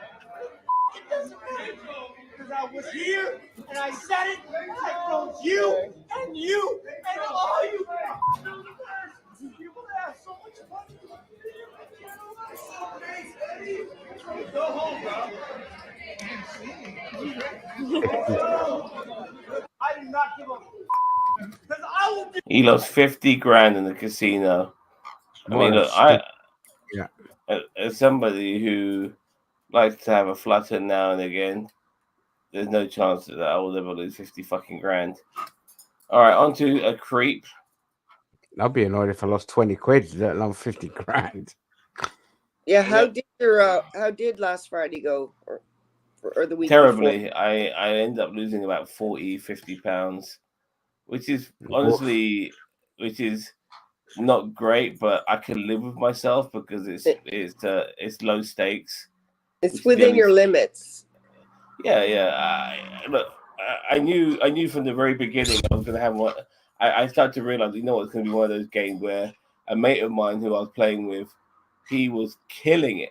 You know, like he was getting the cards, but he was also playing really well. Like those times when, because he was getting good cards at the time, and he was playing really well, you didn't know when he was good and when he was bluffing. He was really in his element, and he ended up winning a lot of money. Right. But not me, unfortunately. I was one of the people. Oh, who... Vance won loads on our Vegas bets. He got himself a 30k haircut. Lovely. Nice. All right, check out this fucking creepy cunt. All right. What are you looking at me for? Car door. Are you mad? Get off of my door. So just thought I'd do a quick video to raise awareness. That incident happened to me last night at 10:30 p.m. in London on Dock Street. I pulled up to the traffic lights, and basically the guy, after smiling and waving at me and me just ignoring him and focusing on the traffic lights, he decided to come over to my car, bang on the window, do all sorts of signals, some gun signals, and he was trying to get into my car. I couldn't drive off as I was pulling onto a busy main road, so I would have ended up in a car accident. So I decided to take out my phone and record him, and he quickly put up his hood. This lasted for a whole 2 minutes. The video only shows a snippet. It was a really, really horrible experience. As the light was about to go green, I dropped my phone. He ran round and stood in front of my car to try and like not let me pass. And then I think I managed to sort of reverse a bit and sort of swerve around him. I did contact the police, but they said they weren't able to come out, and they'd schedule an appointment for me to give a statement next week. So I just thought I'd put out a message to say, please, please, please make sure you lock your car doors when you're driving around London. Standard, literally, do that, because I do. Like my car's on auto lock, so the moment I'm in there, like with often passengers will come up to my car and they'll try to get in and they can't get in, and I just tell them, give me a second, and then I tap the button and then they can get in. But it stops dickheads like that. Luckily for me, I'm very unlikely to get somebody who wants to shag me by trying to get into my car. But that beautiful lady, she's obviously a different kettle of fish, and that guy was trying to take advantage of that, and I'm very, very happy. And once again, this is what a lot of women have to go through. Men will never fucking understand what women have to fucking go through, and it's shit like that. You know, it really is. Go on, Chris. Yeah, Chris.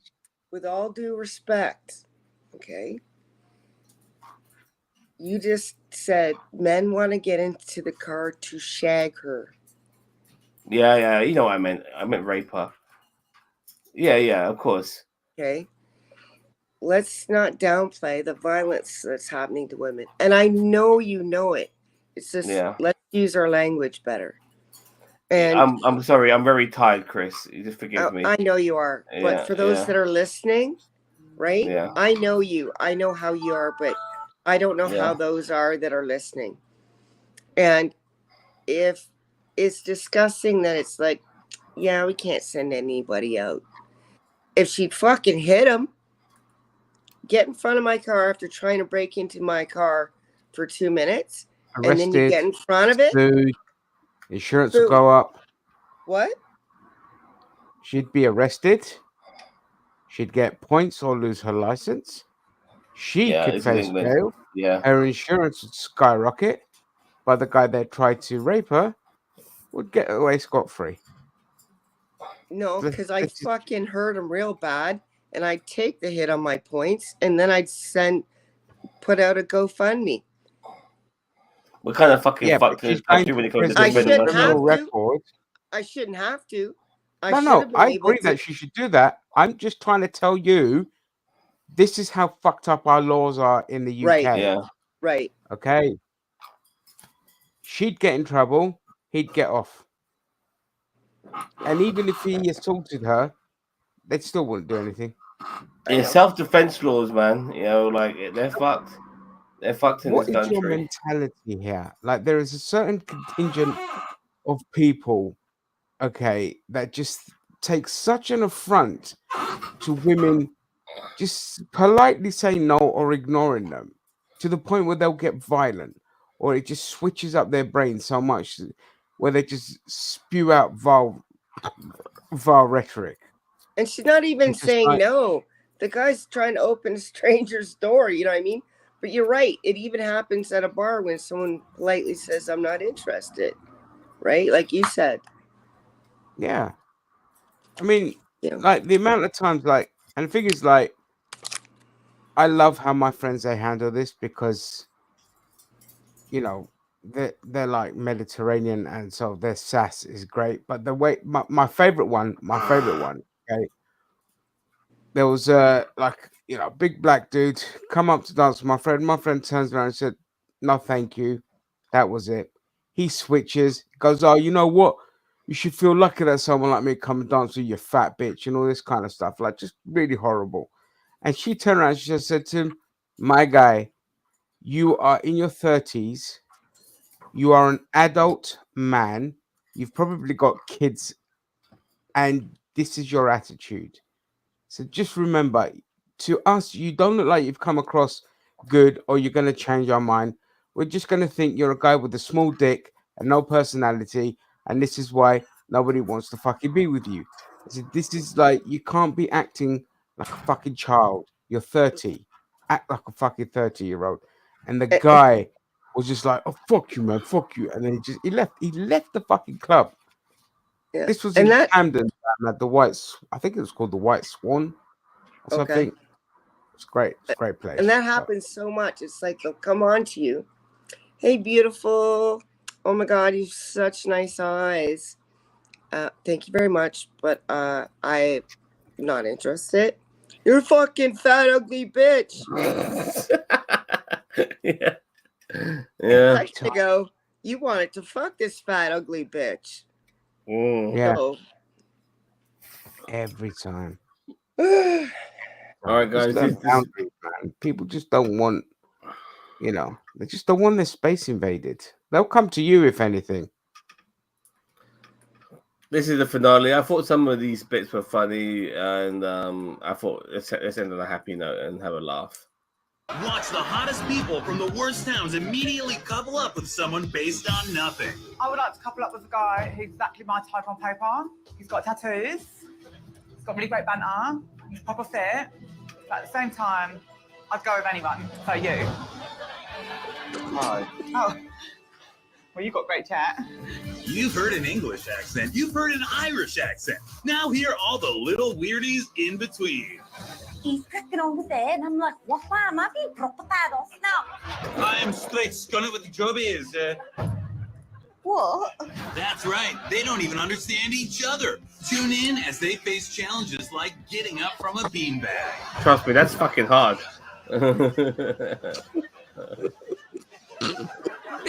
Every time.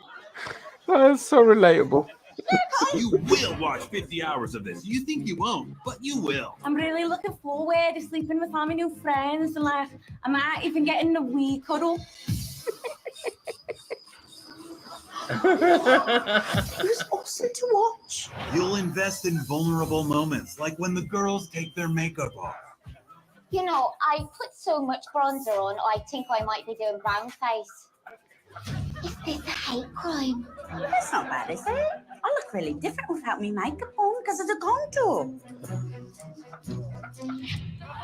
She's a really nice girl, but I think her face might be a thumb. What? But at any point, someone may be forced to leave the villa and turn in their giant microphone. This bird and I got great crack. She's got a great personality. But mostly, of all the girls here, she wore the smallest bikini for the person I'd like to couple up with. It's Grace. No, I knew it. I knew it. I knew it. Guys, friend in the world. No. It's okay, no. Forget about it. Whole thing's a bit muggy. And I'm absolutely gutted. Are you joking? 1.2 million Instagram followers. Well, I don't have to be a stupid paediatric nurse anymore, do I? Ka-ching! Watch the hottest people from the worst towns immediately couple up Oh, with wow. someone An based SNL on skit that nothing. was actually I funny. would like to couple up with a guy who's exactly my Yeah. that was funny. That was And- actually funny. Is that That- a new sitcom?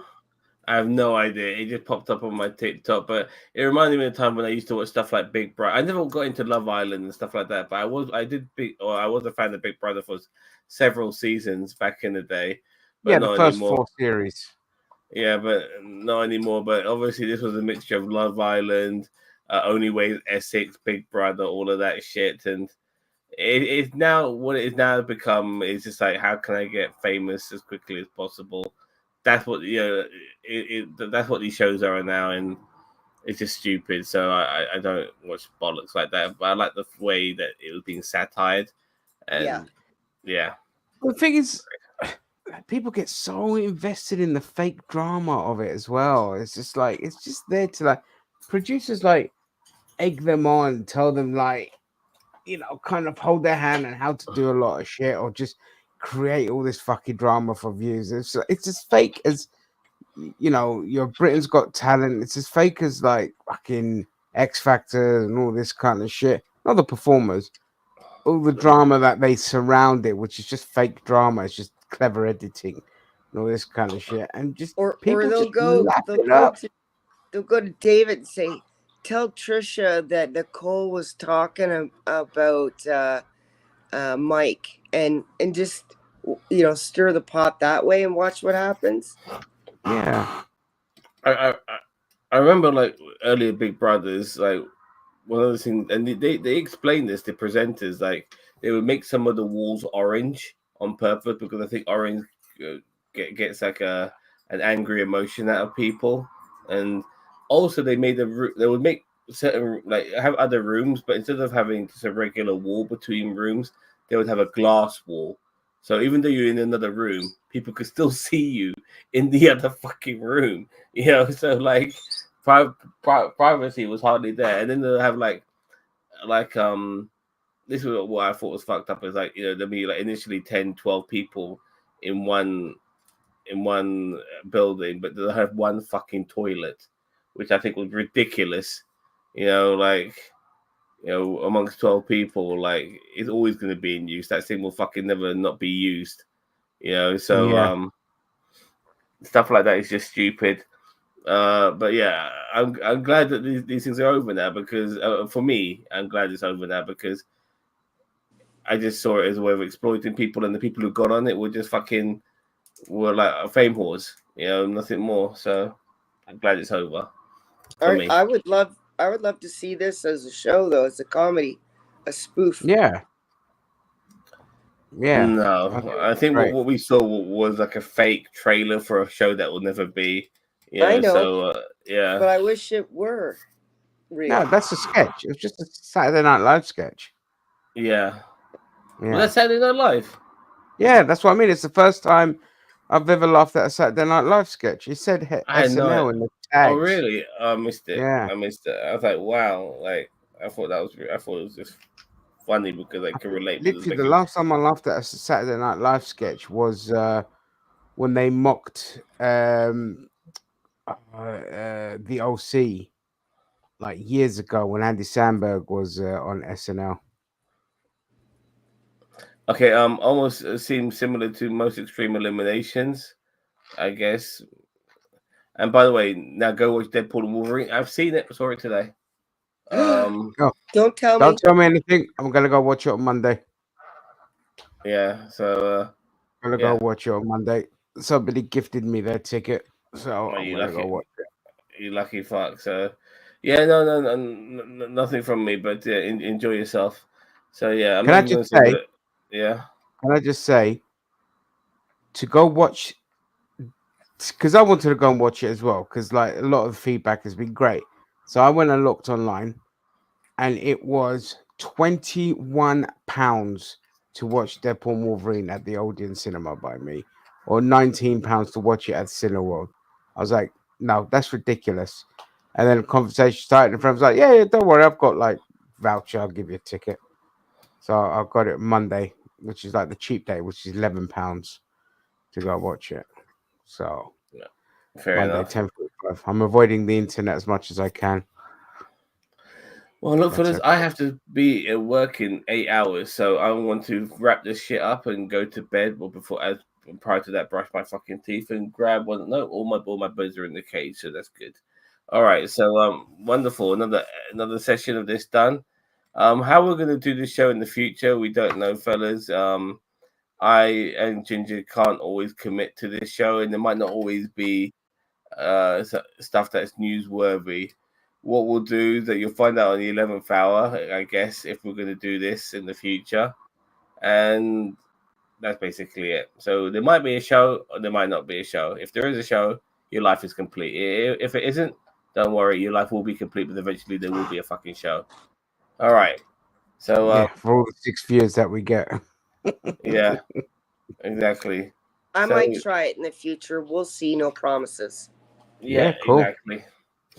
Yeah. So, Ginger, Chris, thanks very much. Everyone else out there, don't forget to like, share, subscribe to NerdTube, the greatest social media channel you never heard of. We are also on TikTok, which is, by the way, we need to somehow get this show on TikTok.